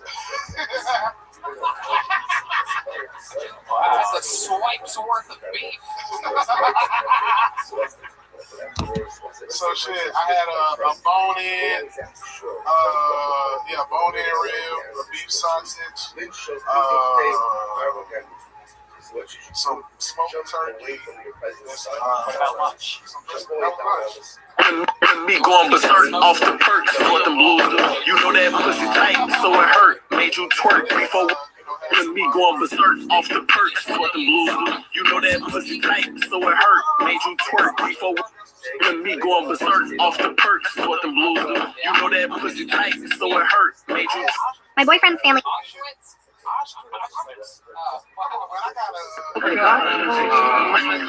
Oh shit! Oh my god! Red, man. Oh my god. I can't say some words, dog. Auschwitz. If I didn't grow up saying that shit, I can't really say it like that. Who the fuck eats Auschwitz? Ostrich. How do you say ostrich? Wow. What did that taste like? Yeah. Muscular, it was lean as hell. Damn. Big flightless bird. Wow. What part of the ostrich did you eat? Right ass. Jesus. Now, have you tried out Whopper? That's the big thing. Nah, I did Pete Terry's. Wow, Pete Terry's place goes crazy. Yeah, Nick Pete Terry. Terry's good as fuck. He's good. That shit better than In-N-Out. How about that? Anything's better than In-N-Out. How about Terry Black? Have you tried Terry That's what we had Black? at the gate. Yeah? Yeah. Right. It was hella Asian. I didn't know if I wanted to eat there. I was like, what these motherfuckers know about barbecue? So Asians know about No, they know. Have you ever had Korean fried chicken? That's not barbecue. Yeah, it is. They put barbecue sauce on it. Oh, there you go. Look at this. Grandma put barbecue sauce on the mattress. This is barbecue. Oh my God. What else, David? What else has been happening? Another song set. It's great to see you in front of an audience. And, you know, we kept the show going during the pandemic to maybe keep some people sane, keep ourselves sane, whoever wanted it, whoever, something for people that hate us to love, to hate, to enjoy. It just made us crazy.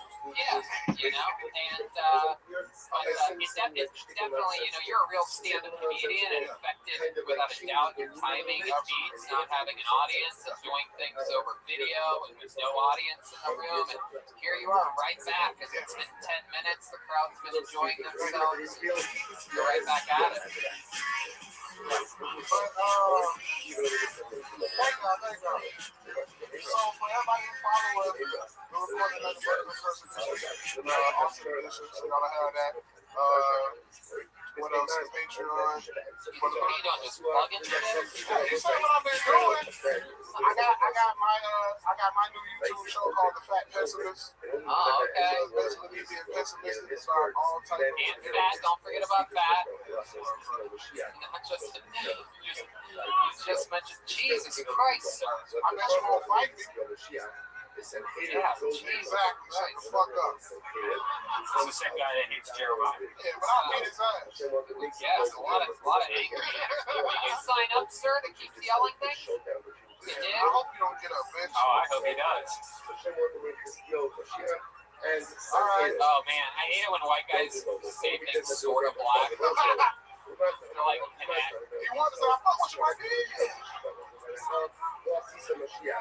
Nah, appreciate you, bro. There you go. That's all it takes. Yeah. All right. Well, David, you did it again. That's some fun stuff. How about a hand for David Lucas, everybody? Come on.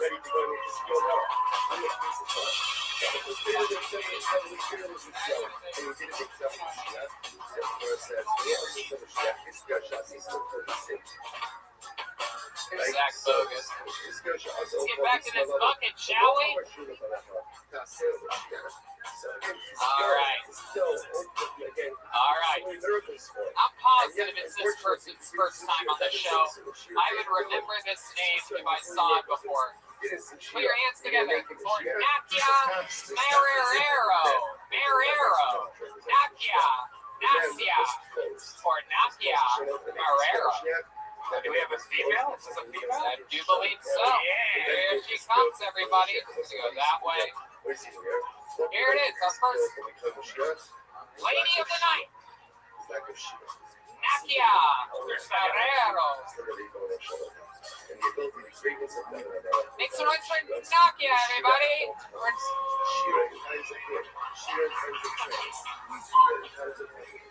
All right. Well, my name is Nasia, but that was a good start. The first five guys said my name right. Usually I just call me Gold Digger, so that was pretty good. At least as my time already started. But, all right, so I was actually raised in a very strict household, all right? Back in Portugal, my dad used to beat my ass up. Imagine Mike Tyson fighting Chico Rivera, okay? That's how it was. Yeah, my mom would just stand in the back like... A coach stands outside a boxing ring. She would just go like this. Don't get her face. Do more body work. Don't get her face. I see some of you guys. Look. Listen. Guys, it's alright. I'm not very smart, but I can take a punch, alright? My mom used to call me shitty little piggy. Literally translated from Portuguese. Fucking merda. Yeah. She used to go like this. Who's your shitty little piggy? Who's your shitty little piggy? And I would go, hey, mommy, I am your shitty little piggy. No wonder I always dated abusive men. He'll tell me shit like, you're a fucking bitch. And I'll go, oh, he's gonna propose to me soon. There it is, Nasia, everybody. Miriam's gonna bring Nasia. Here she is. We're gonna talk with you now, Nasia. Welcome to the show. I was ready to run away, but... Wow. You're really from Portugal. Sorry. How long have you lived here in Austin, Texas? Since March. What made you move here? My husband, he's working here. Oh, wow. Husband, huh? All right, that's all the time we have for Nasia. No, I'm kidding, everybody. I'm kidding. What does your husband do? He works for the government. Guys, how do you think I got a green card? Oh yeah, face the take a step back to the audience and see so you can square up to them. Now take the microphone with you. Take the microphone with you. I know you're used to just using your looks for everything, but you're gonna have to communicate. That's what's up. You're gonna have to communicate. How long have you been married for? I've been married since I'm 21. Since you're 21. Yeah. Are you 21 now? 27. Wow, 6 years was the I'm answer. working hard for that green card. That's incredible. You know? And you've only lived, where was your husband at? Portugal with you? No, we met in Norway actually.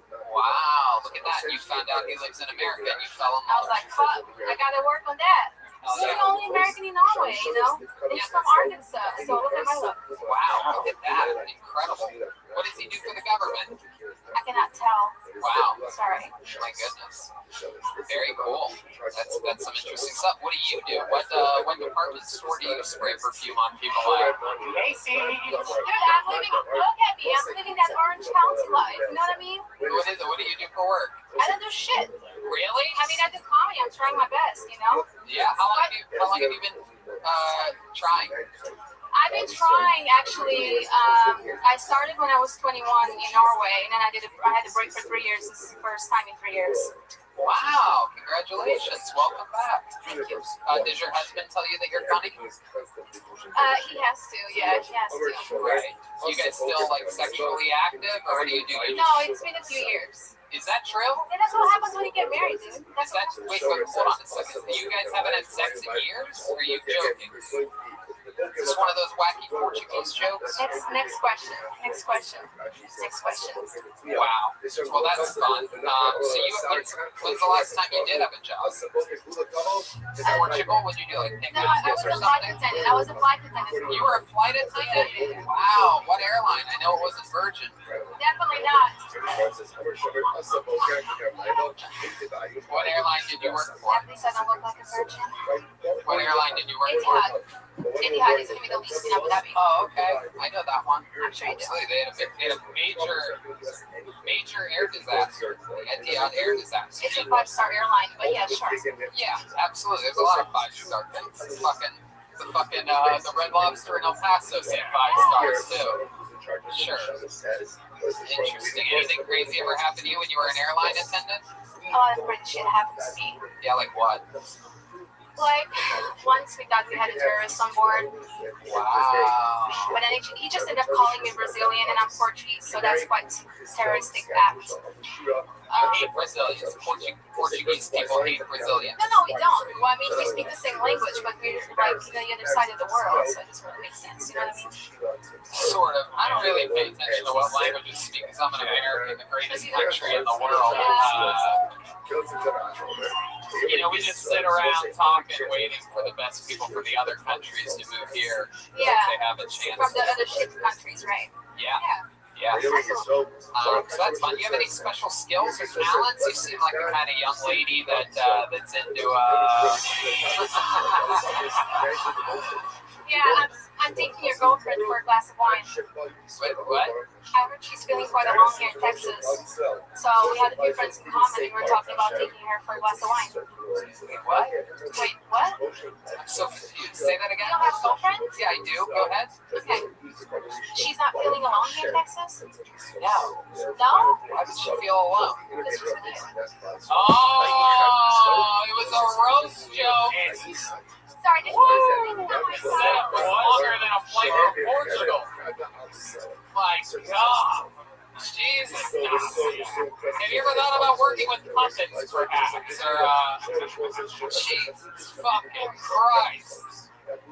Oh my god. I was like, what do I have to edit here? I'm going to take your girl for a glass of wine because she alone. She's been. What? That is a racist accent. We have mutual friends. Yeah, that's a racist accent, dude. That sounds like a Mexican guy. That's not a racist accent. What's your least favorite race? I don't have one. You don't have to be careful because there's some blacks around you. I don't have one. Okay. What's your favorite race? White people. Anybody who gets me a fucking green card. How do you not have a green card yet? No, What's I happening? do have one. Oh, okay. It's been 10 years, dude. If I didn't have the card in green card in 10 years, it'll be very sad. Very interesting. How long do you have to wait until you could divorce the guy and keep your green card? That's a good question. That's a good question that I would like to know. Anybody? Interesting. How about special skills or talents? Anything you like? You have like a champion of something. You've trained in something when you were younger. You have a trophy for anything. You ever win anything? A competition? Yeah, I'm very good at tricking white guys into bearing my ass. Okay, well then let's get one of these. Let's just tell the truth. Do you have any special skills or talents? Can you perhaps do a worm or something like that? No, I don't have anything. I mean, I can cook. I'll make a meal. Really? What can you cook? Anything. I used to be a chef. How are you cleaning? Well, I'm Latina, so I guess good. Bread, man. I guess great at cleaning. Are you kidding me? It's a Portuguese housewife. I see you clearly need some help. I see that. Maybe take a shower first. She talked to some mutual friend. I love it. Well, Nastia, so this is your return to doing stand-up in 3 years, right? Yeah. Yes. You took 3 years off. You did what? 3 years before that? Yes, sir. Yeah. Awesome. Do you think you're going to do it again? Yeah, of course. Well, I'll tell you this. This is one of the funniest performances by a female comedian I've ever seen in my life. Yeah. What's your OnlyFans? Oh, come on, Redman. Redman. You guys want to all do it together? 1, 2, 3. Redman. All right, Nacia Marrero, everybody. There she goes. Nacia. She's at Nacia_Marrero. Wow. I hear your girlfriend very alone. Yeah, that kind of freaked me out for a second. Yeah, I know. I was like, uh-oh. What is that? Maybe she does something I don't. I hate Brazilian women. They have the best butts. All right. You guys having fun out there? Anything can happen. These people, they drive, they come from all around. Who knows? Make some noise for Chris Buchanan, everybody. Your next comedian here, live from Antone's nightclub. Almost said comedy club. There you go. Here comes Chris Buchanan. Nice long stride. Working his way to the stage. Here he is, Chris Buchanan, everybody. Come on, make some noise for Chris. Hey, what's up? I'm 21 years old. Was homeschooled. And I'm a single dad. Probably. I don't know, maybe. Yeah. I am single though. My ex-girlfriend posted on her story about 9 months ago after the breakup a picture of a trash can. She titled it #MyEx. Hurtful, you know. But the problem is then she kept on sleeping with me after the breakup. And I feel like at that point I'm no longer trash. You know, I'm compost. That's one step up. Yeah, she threw me in the yard, back pit, also opening up the hole once every 2 or 3 weeks to stir shit up again. You know? Yeah. You know, my favorite part about that is that by her calling me trash and sleeping with me, quasi calling herself a cum dumpster. Yeah. And I like that word because it still feels like I'm sinning when I'm singing. You know? Yeah. Thank you.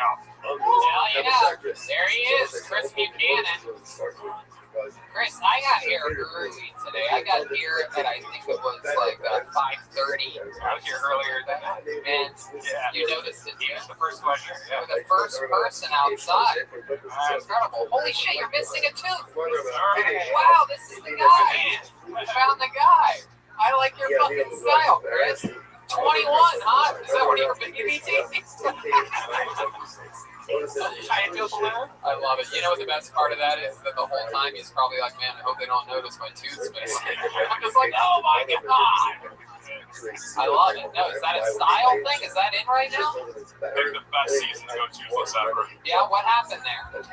Well, pulled it out 6 months ago. And, why'd you pull it out yourself? You're not supposed to do that with adult teeth. Yeah. Well, you know, Tony, I put some floss around the doorknob and, you know what I mean? I was bored one day. Yeah. Wow. Yeah, the gold one just hasn't grown back in yet, so I don't know what's happening. 21 years old, missing a tooth. Wait, why did you pull it out? That's not good. Yeah. Homeschooled. Oh, okay. You're a funny guy. Just knocked over Ryan J. out there. Wow, incredible. So you're not really going to tell us what happened with the tooth, huh? No, it's just like never. We have a better chance of finding out what a Nazi is, special skills and talents. I'll just tell you, never go down on a woman who only does Kegel at the gym. Wow, look at that. Well, my goodness. Let me ask you this. When you go down on girls, do you ever use your hands? I just right through the tooth with them. Wow. That might actually work. I can see how that might actually work. So you're 21 years old. Yes, sir. From Texas? I lived all over.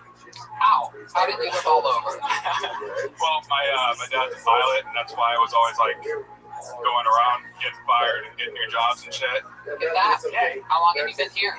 About 5 years.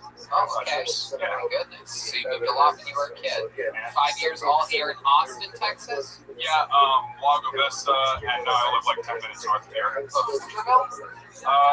No, it's called Jollyville. I thought Pflugerville because of the old What? That's Georgetown. I mean, talk shit about it. Uh-oh, someone's representing this new hood over here. Every time I've gone to a visual skate park, somebody has offered me hard drugs. Really? Every time. But yeah. You go to skate parks a lot? Yeah. Oh my goodness. What do you have, rollerblades? My brother. So you're 21 years old. What are you into? You like twitching or anything like that? What are the kids doing nowadays? I'm an old world man now. Yeah, dude, just skate parks, open mics, that's kind of thing. Well, fuck yeah, dude. Fuck yeah, dude. 100%, bro. Just like my fucking lifestyle, dude. Are you gonna get your tooth fixed? Eventually, yeah. Eventually. I mean, that's something. You have to realize how compelling this is to us. We're from Los Angeles, where not having a tooth is like having sexual allegations against you. Like you don't go out, your career stops. You know, but not you. You're just that first guy to show up, just first in line. What's up? Let's do this shit. I waited a long time to do an impression of a guy missing a tooth. So what do you think? What's the move here? Do you have a dentist?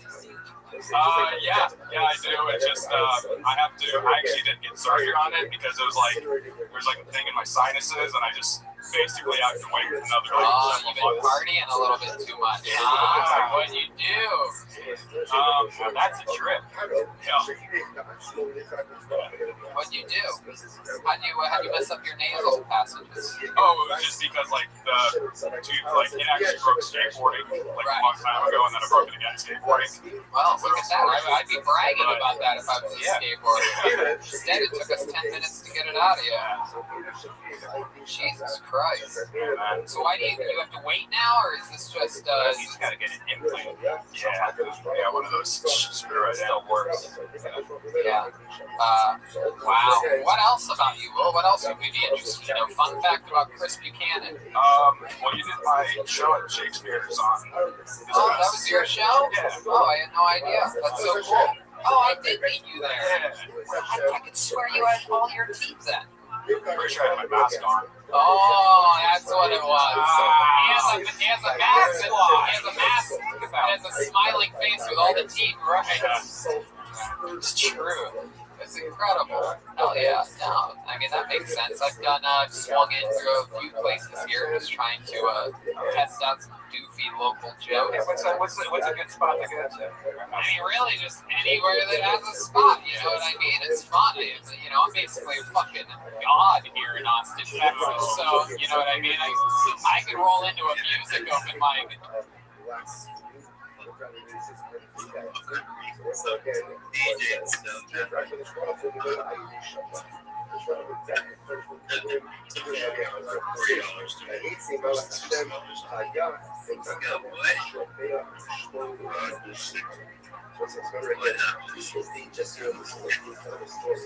Where happening the spider pig, bro. Someone see that?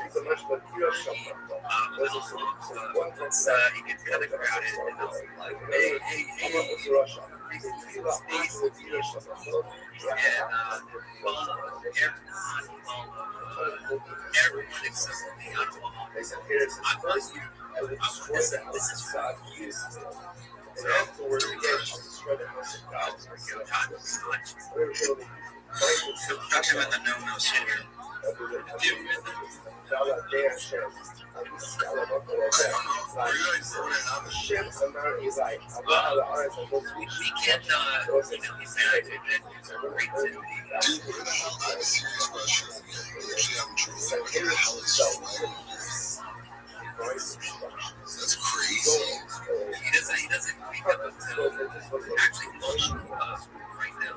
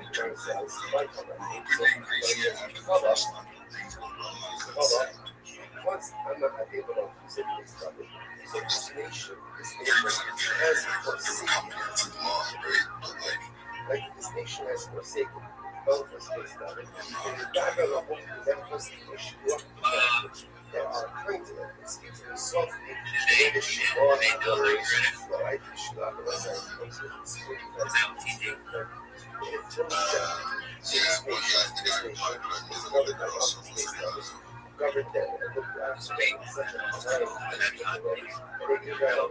And they were there for sin. This from you, the Rothschild got the bar to go. And instead of doing it again, go ahead and they go to other things. They go ahead and take an essential summit to show. Over the other see. Mars is a so such clear associated. Here's a W. What's up, bro? My space. I just targeted.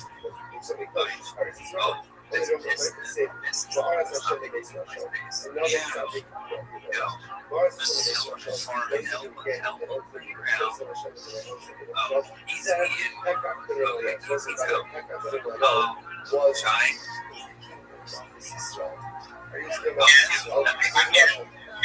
still how do you take my space? I got you. I'm putting myself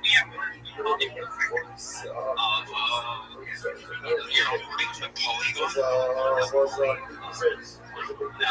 I was like, what the shit? I've been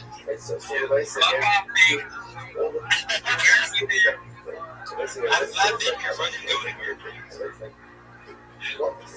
Yes, thanks. I can't believe I saw you space. Bro. Yeah, bro, it's been a minute. Bro, I can't believe all this thanks. Yeah, bro, that threw me off. I did that giveaway and then I left. I made my monthly appearance. It's not like he stopped worshiping Hashem. Very often, he was still worshiping Hashem with a whole set.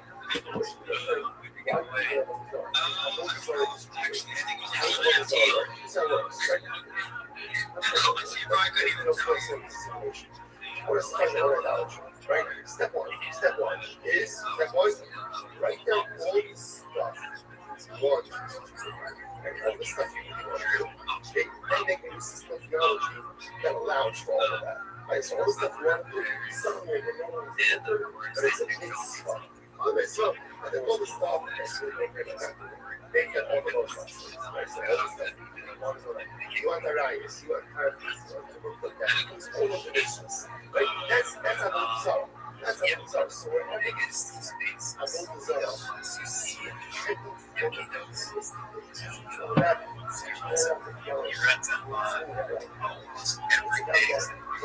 Very high expectations, and therefore it tells us we can't do a lot of stuff. Why? Almost to a high standard. Box that create a new system of technology in order to allow for that. So let me know, just leave all these things. Lights relevant. I want to go to the count.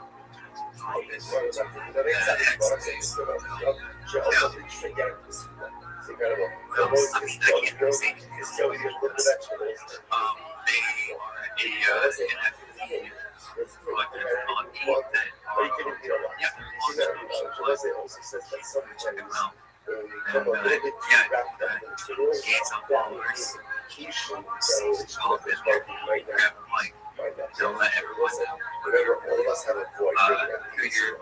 We're always trying to find it. It just is about having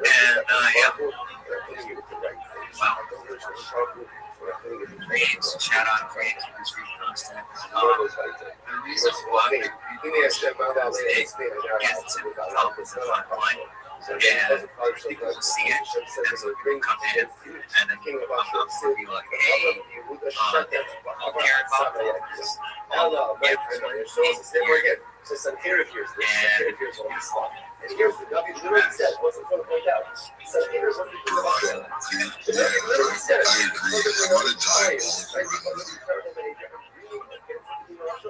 so some here says, okay, God wants me to do this. So God wants me to do this. I just continue where we left off.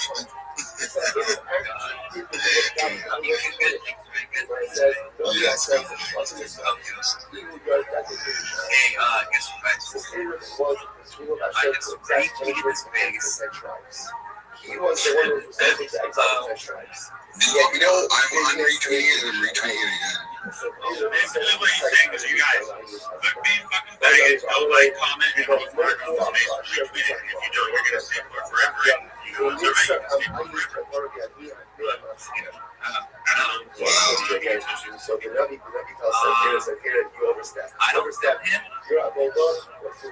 You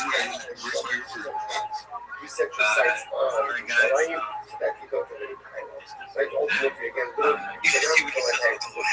tired, so tired nation.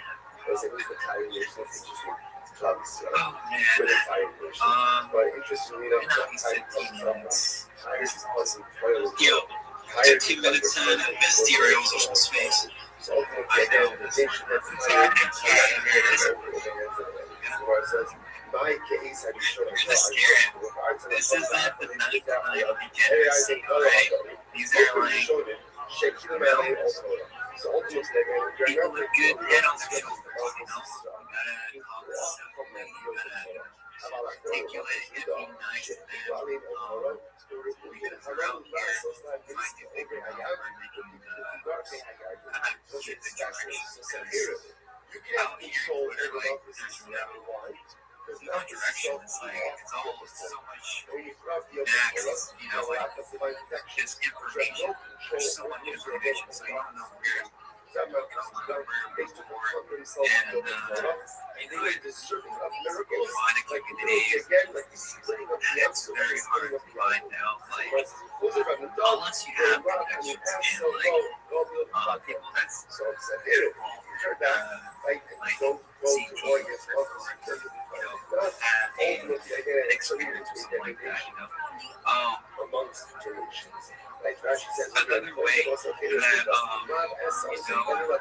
to like get people's get if you pick up people's underscore network, it is a peer-to-peer review.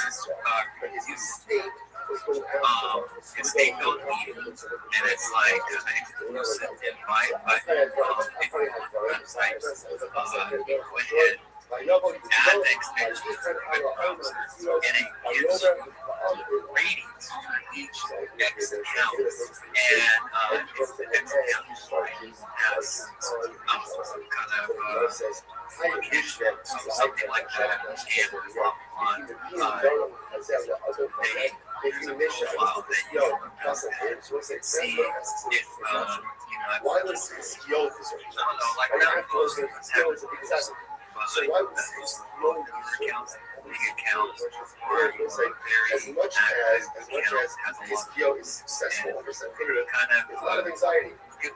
Like background, they have done, if it's sponsored, negatives, yeah, it's very good to have yes. Yeah, it's expectations. Swore that Santana was going to come on, was going to go ahead and march against his PO. What happened? He's a fat bro. Pretty sure he's a Like still a center, right? When the South honestly, you know, he's irrelevant. If I get this PO, then I'm bringing Santana against him. Don't worry, because you want to see something. What is this PO going to say? Rabbi Rothschild. Every day is a holiday. Every meal is a feast. Thank you for the opportunity to be here. Just a question that I heard you guys discuss earlier about Spider Pig. So you mean to tell me that this guy rugged that whole project after shilling for like 90 straight days or whatever it is, or is there more to it?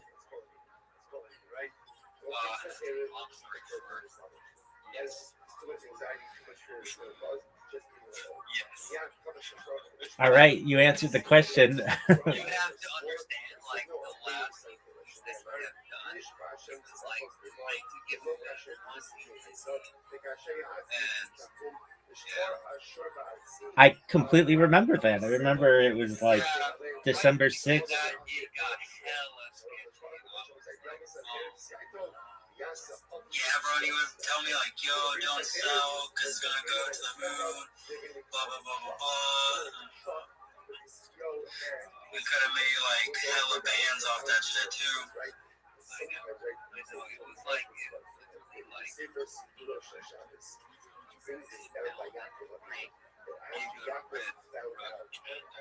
yeah.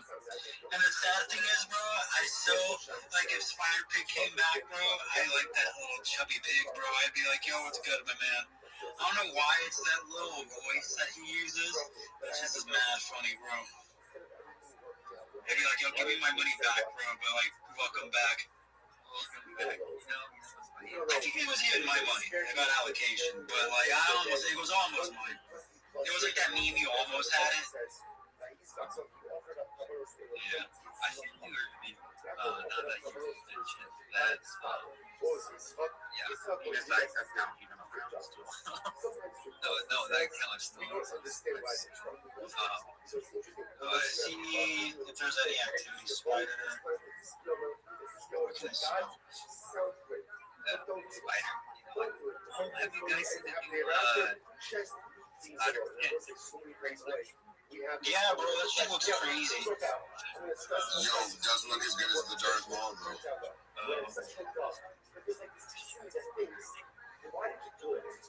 Very nice you want to salvation, but to see I can't wait. Salvation is also what? It's also what? GM.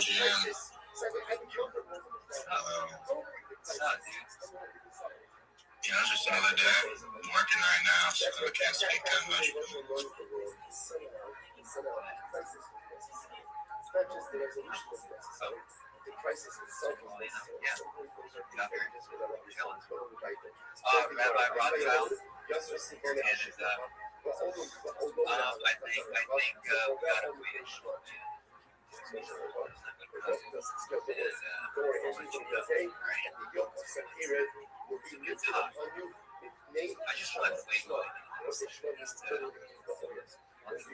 Swedish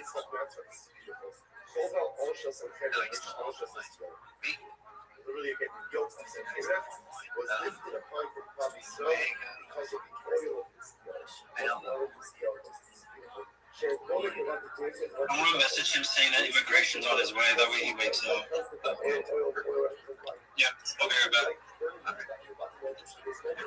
All over multitude of different times to scale. No asa. Yeah. Put a sword at the edge into the race. I know it's a little unhinged. You guys how it's talking. Let's just say. Oh, okay. This is what happened. This is why Torah is not a recreational pursuit. This was doing this thing, out here eating his families, like, deal and this, and yeah, missed. I don't know what's happening. I think I felt like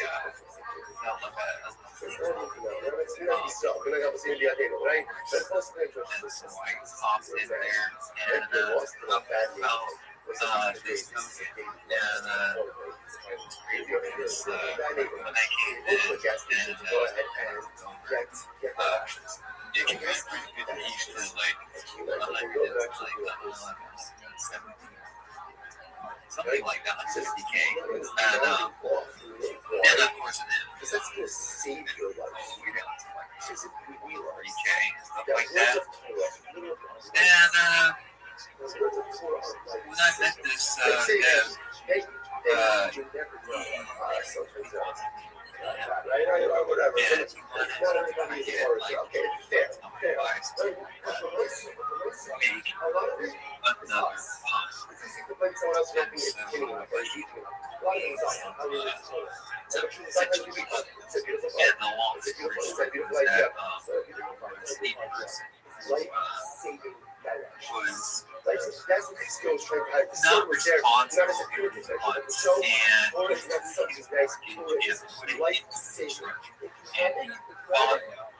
and save yourself from making such a dramatic like he bought mistakes. when it was like what is that? Like around 70, 80K and I just got to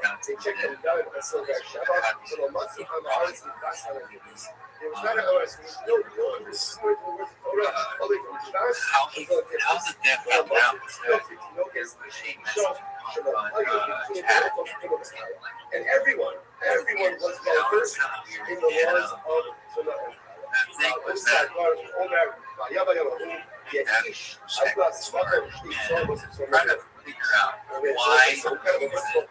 daughter passed away, right? And he found this book, and it had a lot of percentages. Yeah, so basically you put two things together, and this guy reached out to the dev, and was, he didn't know what to do. He was basically suicidal. He didn't have, like, he was having issues with his old lady, and the dev was like, it's the token test, aka, what can we do? And like, lying on a environment that a White House was trying to, basically, it was a, the narrative was all based on, like Donald Trump, White House, and if they would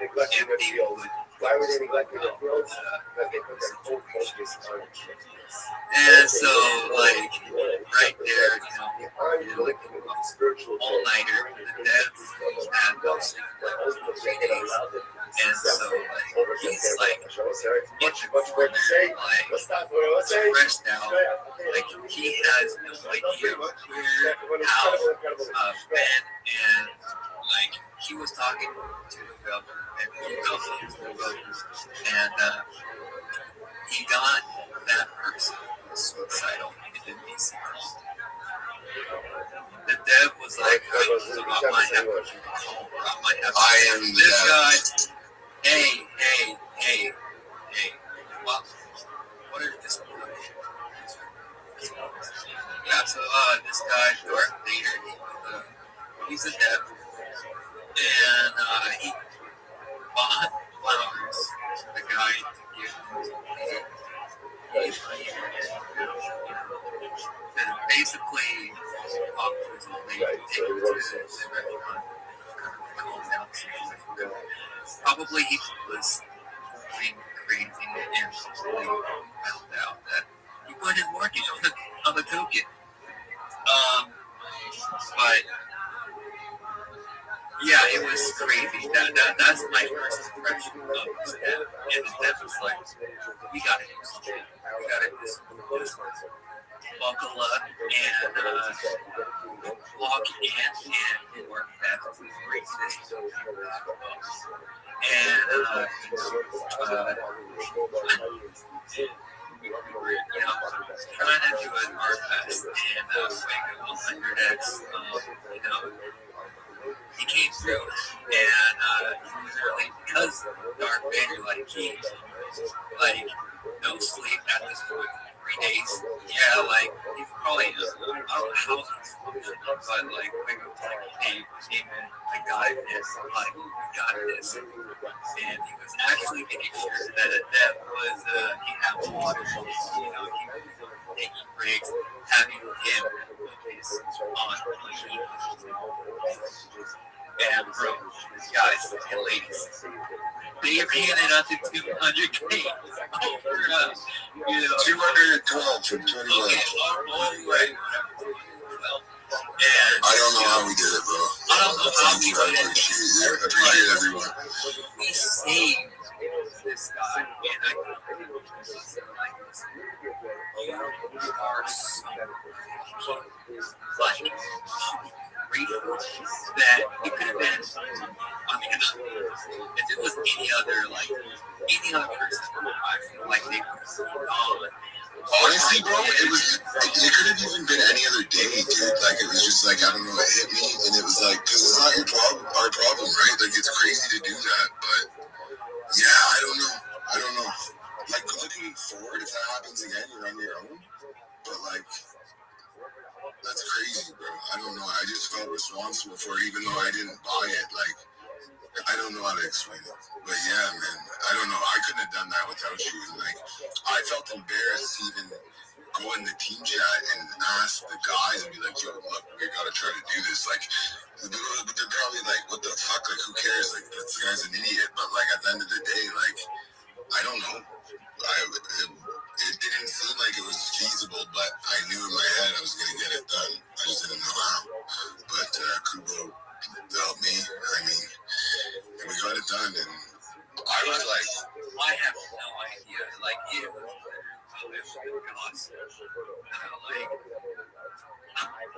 dude, I gotta think I didn't stop working. Like, didn't stop typing. I'm on 3 different Twitter accounts, and I'm screaming at people to rate like we're at a sweat factory or something. But it's crazy. It's hard work, but anyways, thank you. There was a thing or two about sweat factories.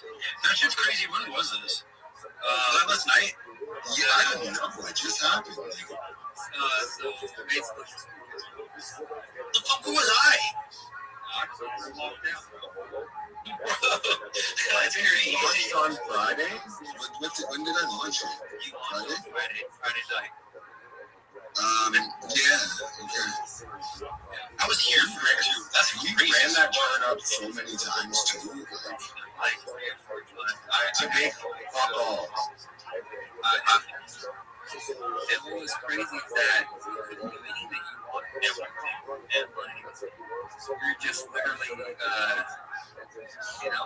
riding the Dude, I was spending the money on a volume block to make sure that the price would go up for the dude. Like, and like, I don't know. I have the creator fees. The first 2.9K went directly to Burns, right? So I didn't actually get that. And then I was just trying to keep on sending it higher, which is like, I don't know if I'm going to be doing it like that anymore with the creator fees. I think I'm just going to make it so people have to bid higher, and then I don't know. But anyways, it's irrelevant. It's a miracle, and I mean, it sucks that I'm never ever using the narrative that we have to revolve around somebody doing something again. That's the lesson learned, but it was still a good narrative. Thank you for your help. And missed you. Yo, missed help. Like with the intro at the beginning, and Mist was there for the bonding and shit. So like, Mist was actually part of the journey too. He just wasn't a part of the fucking pressure.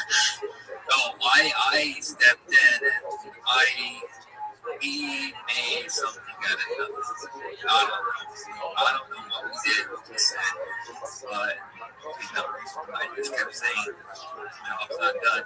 Not until you said that you got accepted. You have to make sure this person is now in the home. Oh, I didn't even tell you the most fucked up part about this. No. He didn't even sell properly. I just had to give him some money. No way.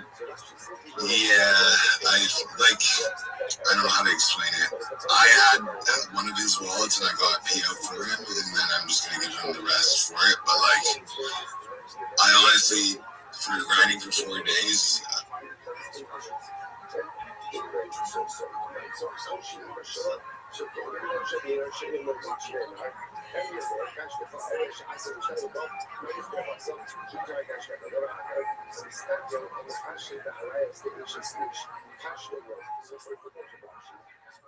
about to turn up. He's just messaged me. So as soon as he comes on, we're going to go to the next project. And then as soon as he comes on, we'll have him on. So who's next? We've got KFL. Kiefer. Like it. Who's talking? I have got a request. Maybe it's on the request, guys. Maybe it's on the request. I need to get better at this. Organising my PC and talking and things. I'm not really good at multitasking, guys. If you haven't heard. Who's here to speak for KFR?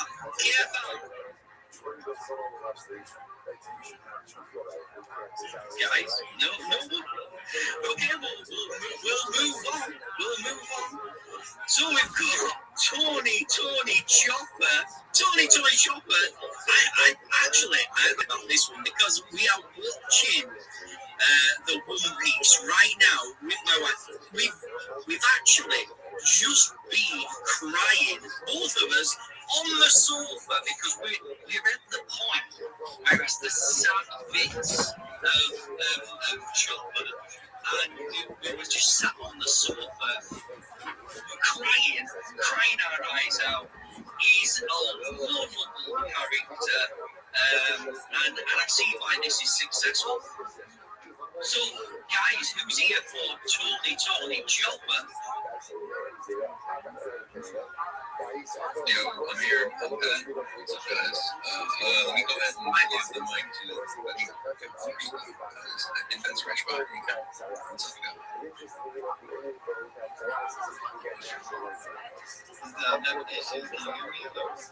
Yeah, I can hear you. Can everybody else hear? Look, do some emojis, guys. Do some emojis, thumbs up if you can hear. Well,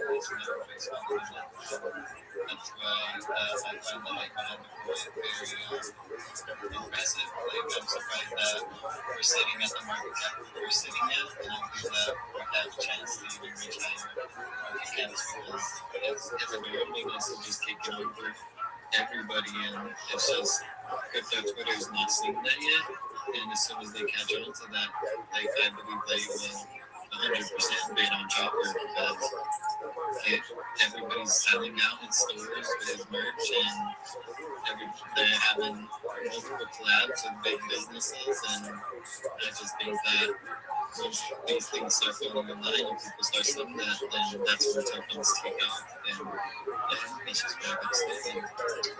I think you've got something there because I was sat there, I was heartbroken, then I was happy for Chopper, and then I was heartbroken again, and then I was like, loving him, and I'm just thinking, wait a minute, is Tony Chopper gonna get his own show? Maybe I'm thinking too far ahead, but this has become like a main character of that whole episode. There actually is a new episode that is of his, and the last episode that actually released, I believe, yesterday, and it's on YouTube. It's episodes of 2022, and the last episode of that is yesterday. See, I didn't even know that. This is why these spaces are good, because now I can go to a live, right? Do you know Tony Chopper? You know that you love it, right? There's a whole series about Tony Chopper, and you know we're gonna binge watch that next. I know it. So is that the cartoon, or is it? Yeah, so it's basically based off of the cartoon version. But it is a different kind of cartoon, just based off of Tommy Johnson. So it's on YouTube, so it is a different kind of animation and everything, but it's just based off of them. So you had a big launch, right? And you know, recently it's been really ramping up as the chart. The chart is looking pretty healthy. Tell us a little bit more about that. Are you marketing? Are you just joining spaces?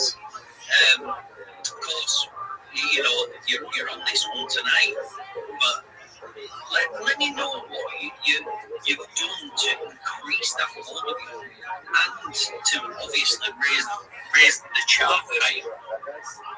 Yeah, so this coin was launched about 10 months months ago, 9 months ago. It wasn't launched by us specifically. We did take over it as we see the viral news for 2020 chopper coming back. And when we took it over, we kind of reached an all-time high. I'm not an all-time high, but like we reached a good market cap, and then we were dumped down back to being very low.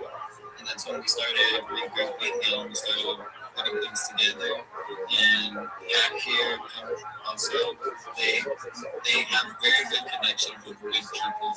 And that's when they were trying to put their connections and get them in. We all kind of bought up the floor and built a good foundation. And every time somebody tried to dump on us, we would try to come back and we try to at least take over the floor again so we would come back to a higher level. And we worked as a team like that. Everybody in our team was putting towards it. We were trying to make a solid flooring for us. And I think we're at that point where we have taken over that solid flooring and we're just ready for the next leg and we're ready to take off from there. I mean that's awesome, right? That's awesome. I've just been talking to John Whalen. I mean that's exciting. That's exciting as well, isn't it? You know, hopefully we can get some KOLs in here as well. Get them to know about your project and you know get them interested as well. So we've been talking to some big people, we've been talking to some of the back end, we've been talking to they are still trying to work with us. We have talked to a few KOLs, I think once was in Token for a little while. But yeah, we've had some big KOLs that are so fans. I just don't think they want to stick around for their camps. They like to enter in and there's more stable high caps. And that's just what I think is KOLs actually. We are trying to onboard these people. We hope that we get somebody on board soon. Well, you could be getting, if everybody makes some noise, you could be getting that 6-minute video. I mean, I'm not a KOL of sorts. I'm not even an influencer of sorts. But having that video, you know, you can send that around. It puts, you know, a face to the project. And I mean, are you actually doxed? Are the guys doxed? Yeah, so are you showing your faces or that's funny. We're showing like evidence that we're showing things for our community and stuff. We have been donating to doctors sometimes. We have been donating to that. We made our first donation last Friday. We're going to continue doing donations every Friday. Weekly with just the fees that we earn, and that's just our plan with the fees.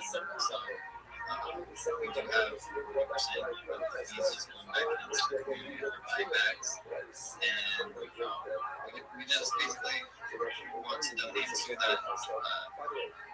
Donate to that because Chopper is like the head of Borders, their mascot right now, and we just believe that that's a good cause for the fees since this is for the community since we took it over, and we really have nothing to do with the fees other than paying taxes. Well, especially, you know, growing your channel, especially at this kind of market camp, just seems kind of obvious. A lot of projects don't do that, and they don't spend the time, and they take the fees, and what they could have done is gained a lot more of momentum by buying up the chart with the fees. I mean, obviously, he was launched on crowdfunding.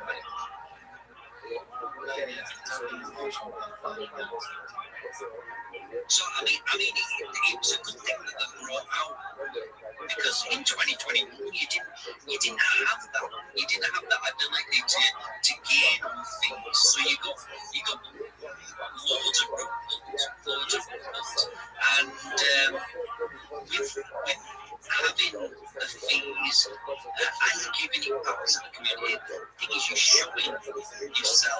has, you know, a good team, a strong team. The community is building. I've been in the chat earlier, and the community is definitely building in there, and it's super exciting. Have you got something to say? You keep on doing your mic. Yeah, how's it going? Can you hear me good, John? I can. Yeah, cool, man. Yeah, so basically what we're doing right here, like, I mean, everyone knows how it has been in the trenches lately. Everyone is under Axiom and the kernel or whatever they're using. One have the quick 2-3 access, and that's it. I was officially doing like radio and have been pushing it just with the community page and put the community together around like 500,000 in this space. So it was pretty good, still busy with it. But when I saw Tony Choker, I mean, you mentioned you were watching it with your girlfriend or with your wife, sir. I did the same with my wife, so I was like, okay, cool. if my wife likes it and she sees it on her TikTok feed and on her socials, yeah, it for sure has to be very viral. So I was there on my phone, I was just scrolling, and I saw Choker. And I saw on Instagram, I saw Choker. I'm seeing in the stores Choker. I'm seeing over there Choker. I'm seeing like now Fortnite wars to do Choker. I see Lego partnerships doing Choker. So I was like, okay, cool. This is a great narrative. So I was just getting in the trenches. I mean, I'm doing it as well. Everyone, I think, does it. And I see Choker and like doing it again. I was like, not much going on. And then suddenly there was a spike. And I put some people together. And I was like, hey, man, like, what's going on with this Choker? It's like not much for him, man. This character, like, would be in 2024. I mean, I remember shit was just flying through hundreds of millions. And a narrative like Choker that's really big. I mean, I think we have the biggest KOLs, and that is Netflix, right? Every Netflix from every country is just shitting Choker. I mean, like, I don't mind, like, KOLs are cool, but I'm more a fan of, like, we can do it organic, and that's exactly how we're doing it right now. Because you mentioned something about marketing, what we're doing for marketing. Well, we actually have someone on the Instagram, we have an official Instagram page that is being posted consistently 2 to 3 times per day. I have myself a marketing company, by the way, so I know a bit how to go to marketing space. We have a YouTube channel, and there are actually shorts being filmed out right now, so we actually get there as well. We have a TikTok that is being consistently posting, so we get traffic to there as well. It's really blowing up. And we have multiple people delegated to the Tony Choker's page, where we have consistent posts, and the people and the community see that it's still alive. Now, a little bit of background of that. We mentioned about holding supply and having supply. Tony Choker was not that high in market cap, so we pretty bought some supply. We had a nice, I brought one in, but one was not really, he wasn't really offended. It was still a low cap, but he brought some volume to 178K. We went back down and just kept on some supply with the guys. And honestly, we just came together and we see the same vision, and everyone has a task. So I actually made like a blueprint for our community and for the people that are actually having their tasks. So, for example, I will be more speaking, I will be making more tutorials on how to back work actually. Really motivated the community to actually work on something and to really see this as like a, a mini business or something that we can create out of this, because it is an evergreen narrative, because the series are going to continue, more episodes will come, it is the biggest watched Netflix series or show out there, so it's literally even on top of the billboards everywhere.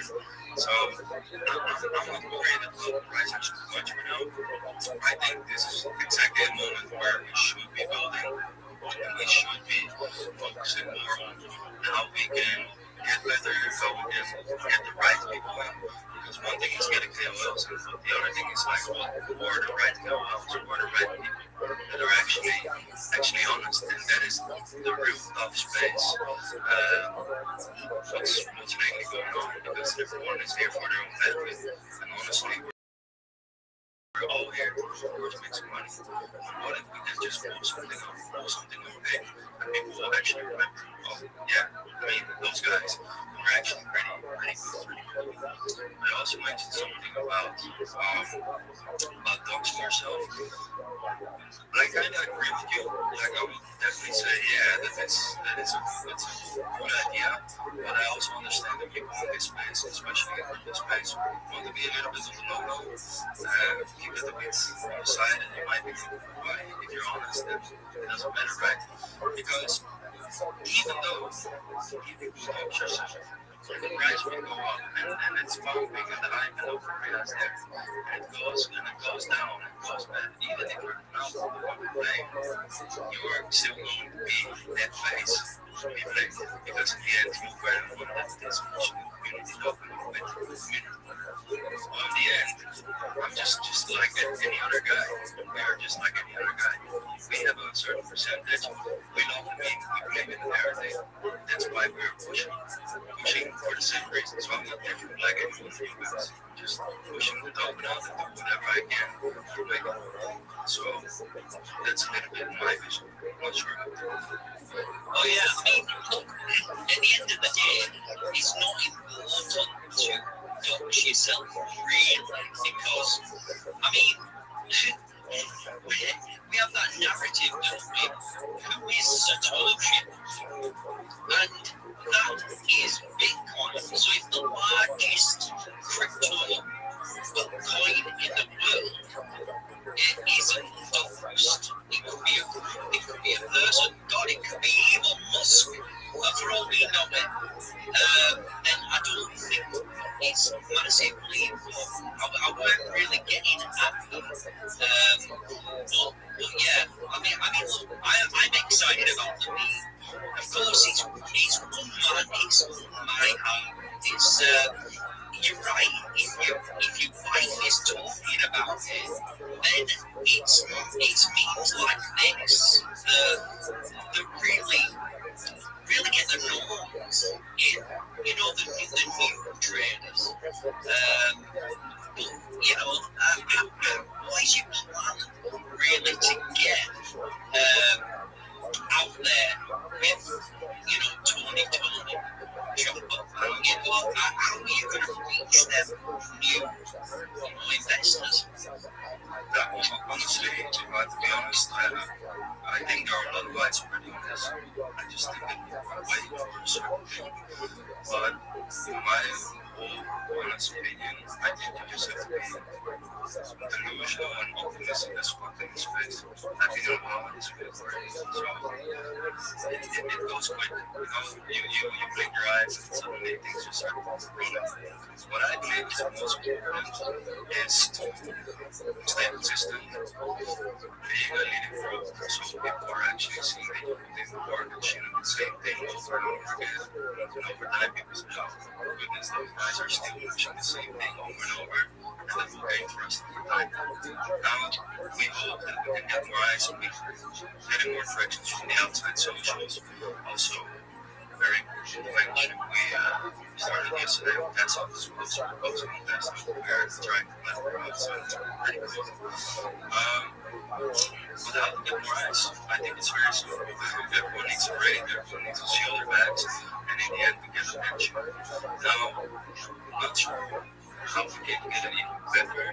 Maybe we can get some people in by paying some people by different things. We're trying everything in our power, but I think the most important thing is just give tutorials, give people someone to look up to, or good to look up to, and believe in something. We also try to, of course, we're still doing that with the contest alerts, so actually giving people source on our money whatever they want for their best memes. And I think if we put in milestones like that, it's just gonna be easy for us. We have also, of course, on the website, I'm not sure if you've seen it, but we have there a roadmap that's actually being marked down on what is done and what is currently still going. And we also have on the website a countdown whenever we do those weekly donations. So you can see the verified transaction of the donation number for when we did the donation, and also the countdown for when the new donation. Now, we're pursuing content with doctors. What is it? I forgot the doctors' methods. Yeah.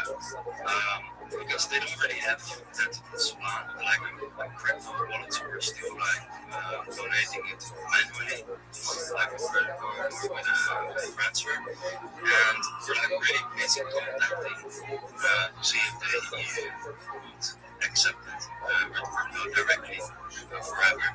That's gonna be our task, if not, we're just gonna continue manually, of course. And let's see. I think everything's falling into place. We're just getting started, running away. I think the foundation is there, and that's what's important. Other projects don't even have a foundation. They just put a wet finger in the air and hope for the wind will blow. I actually think we're going to do something good. And I mean, come up with an institution and make it even better. I think the best thing about this 2020 job is gonna come out. You know, they're gonna make a new series, real life series of One Piece again.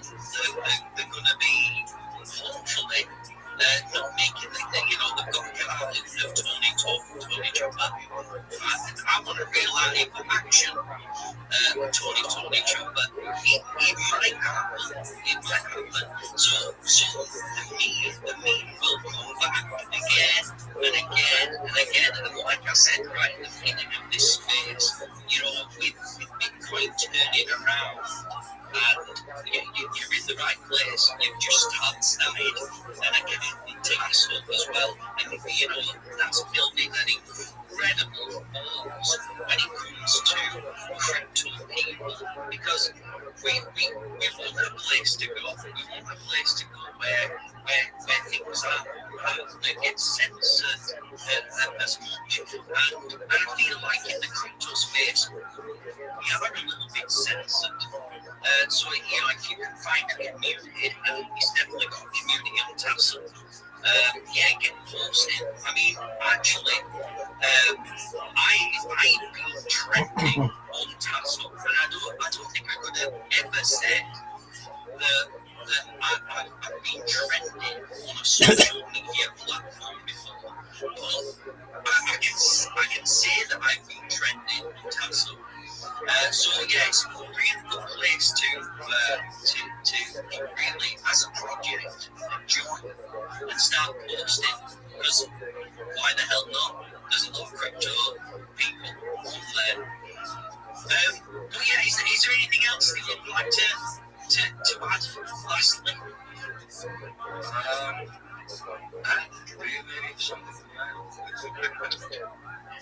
Do you know, it is a great narrative, and it is a great narrative, and this is what this is what it's all about. How you do come back, and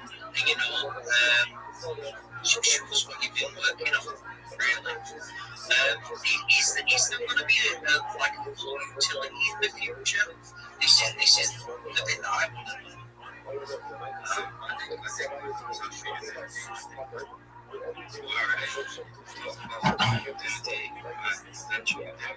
That's definitely something that we can take into consideration. Yeah, I mean, really, the first thing that jumps out to me is that sitting behind the building is, kind of the mind share of culture rules. Seeing things of it inside of a community of people that are passionate about, some of the different aspects of like our project coming together to support one character, which is really cool to me. And then you add like the layers on top of it. For example, the donations aspect of the project, getting together as a community every Friday to donate to a good cause. I see a lot more in the future with, at least in my opinion, my prediction. I see as One Piece Mind Share continues to rise. They have the series coming out. that's in production right now. Obviously, everyone's buzzing about the Netflix live action show. I think we're going to be able to make collaboration potentially with some bigger organizations, names, whatever. Create more incentives like that, to do good things, to bring value to people, to bring value to people not just digitally, but through different programs like that. And so I guess that's kind of the first thing that comes out with utility. Obviously, we can definitely do some, maybe a chopper, just to expect other stuff that we could execute on, but like chopper, AI agent, that when I was vibe coding, I didn't finish up, but I was vibe coding some mini games. Website that explains a lot of the character, even if you didn't know anything about One Piece, like you were using crypto, you saw this thing, you checked it out. It's actually one of the dopest characters that I came across. I was a big One Piece fan in high school, and this is kind of brought me back a bit. I've been watching the live action series as well, and now that it's broken into, kind of Western mainstream media, at least Western media, I think it's just more cultural significance, I suspect. And I do think it's reflected by the price of our token. Like Paul was talking about, that we have this came together. I guess I can give a little bit of backstory, and we're about to wrap it up. How I got into it was, there was a couple different tokens that launched the day that the Netflix series had started really getting traction. So but then, I guess you could say, this one already did have the time, not really a community, but more just a older base of people that appreciated the OG, the original Deploy, since this one is from 2025, this token was created in 2025, that appreciate that as kind of like a collectible, like buying a Pokemon card, One Piece, card or anything, or actually a couple card series now, anything, really like that. A lot of people look at these toys as kind of pieces of digital blockchain, and a lot of people that might have holders put together and just keep something to make a market cap, 10 market cap, 8K, or whatever it may be, rather than simply absolute zero. It's very, very tough for anybody to have that culture. So, a couple of families, I guess a couple of villages came about, to chopper, Netflix started posting chilling, and organically, so naturally, a lot of people came together behind the contract that we're pushing now. Wanted to be part of that kind of meta. These things never really die. Sometimes they have 2025.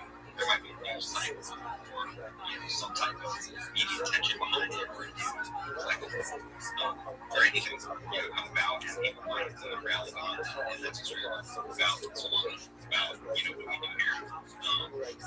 Really nothing can be turned into something through community, just being on the same page and my jokes. So I definitely think it's going to increase in the future. I definitely think like right now is a good time to position for the future, because like a token like this is kind of centered towards onboarding, being a potential retail centric event buyers, simple put. To be honest, guys, right now there's just not enough buyers in the market, right? At least when it comes to memes, when it comes to cultish community points, what people used to really enjoy bidding on, and seeing these bottomed out charts with real communities that are continuously just using to capitulate, to sell, and building, right? All of the good things that we love, we come together and really on projects with, have kind of been more or less like washed out of the market, the last like year and a half, and we're trying to bring back some of the things that we really love about what made this space great in the first place, and kind of bring some of because there's been obviously really, really cool stuff that's been going on the chain, but we kind of like that OG, kind of OG deployed, slow code, bring the community together, but at the end of the day, we're people one, we're chopper, being point, bring every chopper fans, people that love the character, people that love One Piece, and what can we do to empower the community, what can we do from there to bring some value, to push not just the price, but everything. So that's kind of it for us. Just read a little bit about the project, but I liked it. It really shows the passion in it as well. But I do think you're right. I think it's got a cult behind it, and I think it will be successful. Have you got something to say? Actually, something about the utility. It might have some utility coming on Telegram. That's the with Chopper. I can't really, make too much details on it. That's how it is. And we're also thinking of something big actually later on. Maybe even like create if it's possible. Because it's a trend. A kind of a more exciting thing, like more gaming thing. I don't want to mini games. Not really later things. Like really in the more future. Really good. Definitely price. I need to reach out to some developers and do those things. But we're gonna start off with utility developer because who doesn't use Telegram? I mean, we all know back in the days the DCs were ramped up with the people back working, chilling, using still Telegram like major. A lot of people are using it. So I think we would go first of all Telegram that utility more announcements. One thing that you mentioned, the networking. Except there's a lot of guys that would rather sleep on their bags and just continually show up every day and push together because they like that fit because it brings back some of the vibes that we kind of enjoy bringing versus the kind of hype gambling kind of side of some of these points. And I could have. Thank you, by the way, John. I could have for a little time I was rambling there talking about how we're going to up the price as fast as possible. Can we get a liquidity rush in, so on and so forth? But sometimes, lessons about down certain levels that maybe are never sustainable for when people naturally, kind of organically, things happen and how can we, use what we've already created and ramp that process up so maybe we'll bring in, 10, 20 example, for example, we get 10 or 20 sold, liquidity might bring us back to the 60 to 70 thousand market cap range. Now versus the 200 times, for example, past, which would be real over, I'd say, sustainable. When we did go to the 60 to 70,000 we're a whole bunch because people, I guess, right now, we've got a lot of participants in the market feeling kind of the PTSD after effects of kind of the chop that we've been through, prices dumping, people rotating out, and just hyper-rotational market right now. So I think from here on out, that at least is that we're seeing more sustainable growth with the market kind of aspect of the two relations and the money sharing component of the teams built because on these days we all know it's just tough to sometimes get that market cap to really reflect what you do. There's always those new bad eggs, you got 4, 5, 6 bad wallets that might be just suppressing the chart. And then once you've gone past the midweek of out, you flow by them, and you're in a much better spot. So excited for the future. Thank you so much for having us. Appreciate you guys and Tesla. No, we've really enjoyed that, and the truth is, things can only be suppressed for some. It has been said this May. I heard that somebody. It has been said on this space. When people see the episode, then you just start seeing Chopper everywhere. I've only just been introduced to Chopper, and I'm so glad, because I've not watched that final episode yet. I'm so glad that no one's told me what's happened. But as soon as you get introduced to Chopper, they start seeing. Well, yeah, you start seeing Chopper everywhere. Pat, have you got anything to say? No, not much. It's really I think it's a lot of Chopper really does take over your algorithm. If you guys go ahead, this is, I guess, some more up the Tony Chopper team sleeve. And I guess now we kind of like your team coalitions or something like that. Telling you guys just get on the TikTok, Twitter, Instagram, any social media, just type in Chopper. Or type in Tony Chopper or Tony Chopper. And you'll see what we're talking about. And then I can almost guarantee that if you do type in it, you'll see a couple really awesome minutes, maybe even from the Tony Chopper's official TikTok page, I knew that Rich has like 160,000 views on a couple of posts. It's crazy numbers. I'm not as much on TikTok, but and then you might continuously get Chopper to your algorithm. And eventually, you'll still go back and find Chopper and give it out. So that's kind of my moving statement there. Look, Pat. In all fairness, there's not a lot of good on our timelines right now. It might be worth typing in that in search and having a little bit of good on your timelines. So a little bit of Tony Chopper, we need a bit of that on our timeline. So yeah, I like that. Definitely for me. It's been great having you guys. It really has, and having so many speakers for Chopper up here, it shows that the community is growing. Loved what you've had to say as well. It really shows the passion. I'm looking forward to seeing what it does in the next few weeks. And yeah, go crazy for Chopper, guys. Go crazy for Chopper. But we do have to move on. No, thanks guys for coming.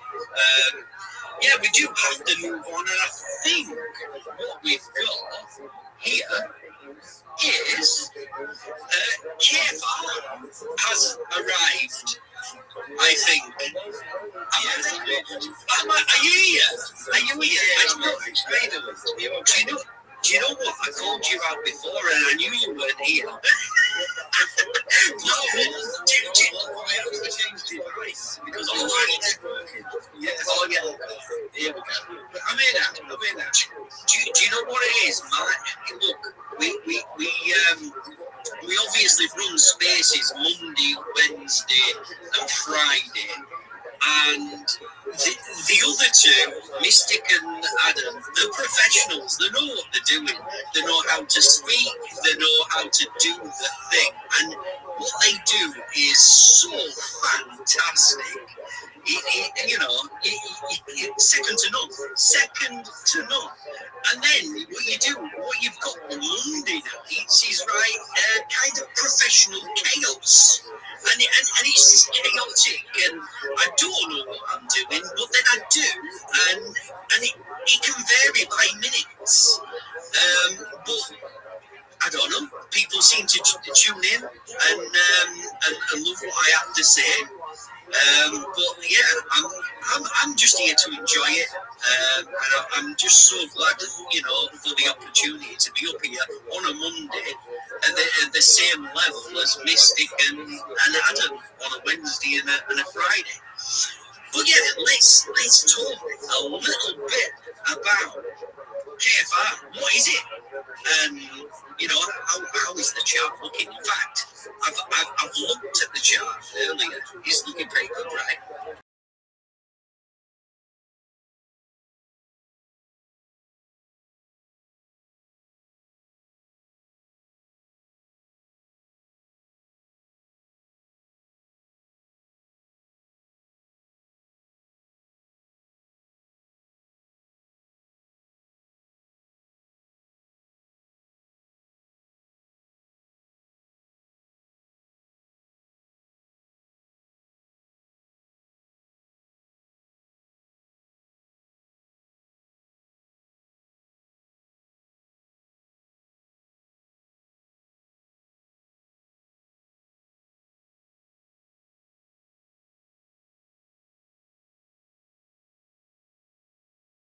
Now, the ability to go alongside that, the ecosystem's growing exponentially.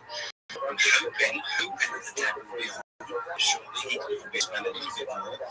I think to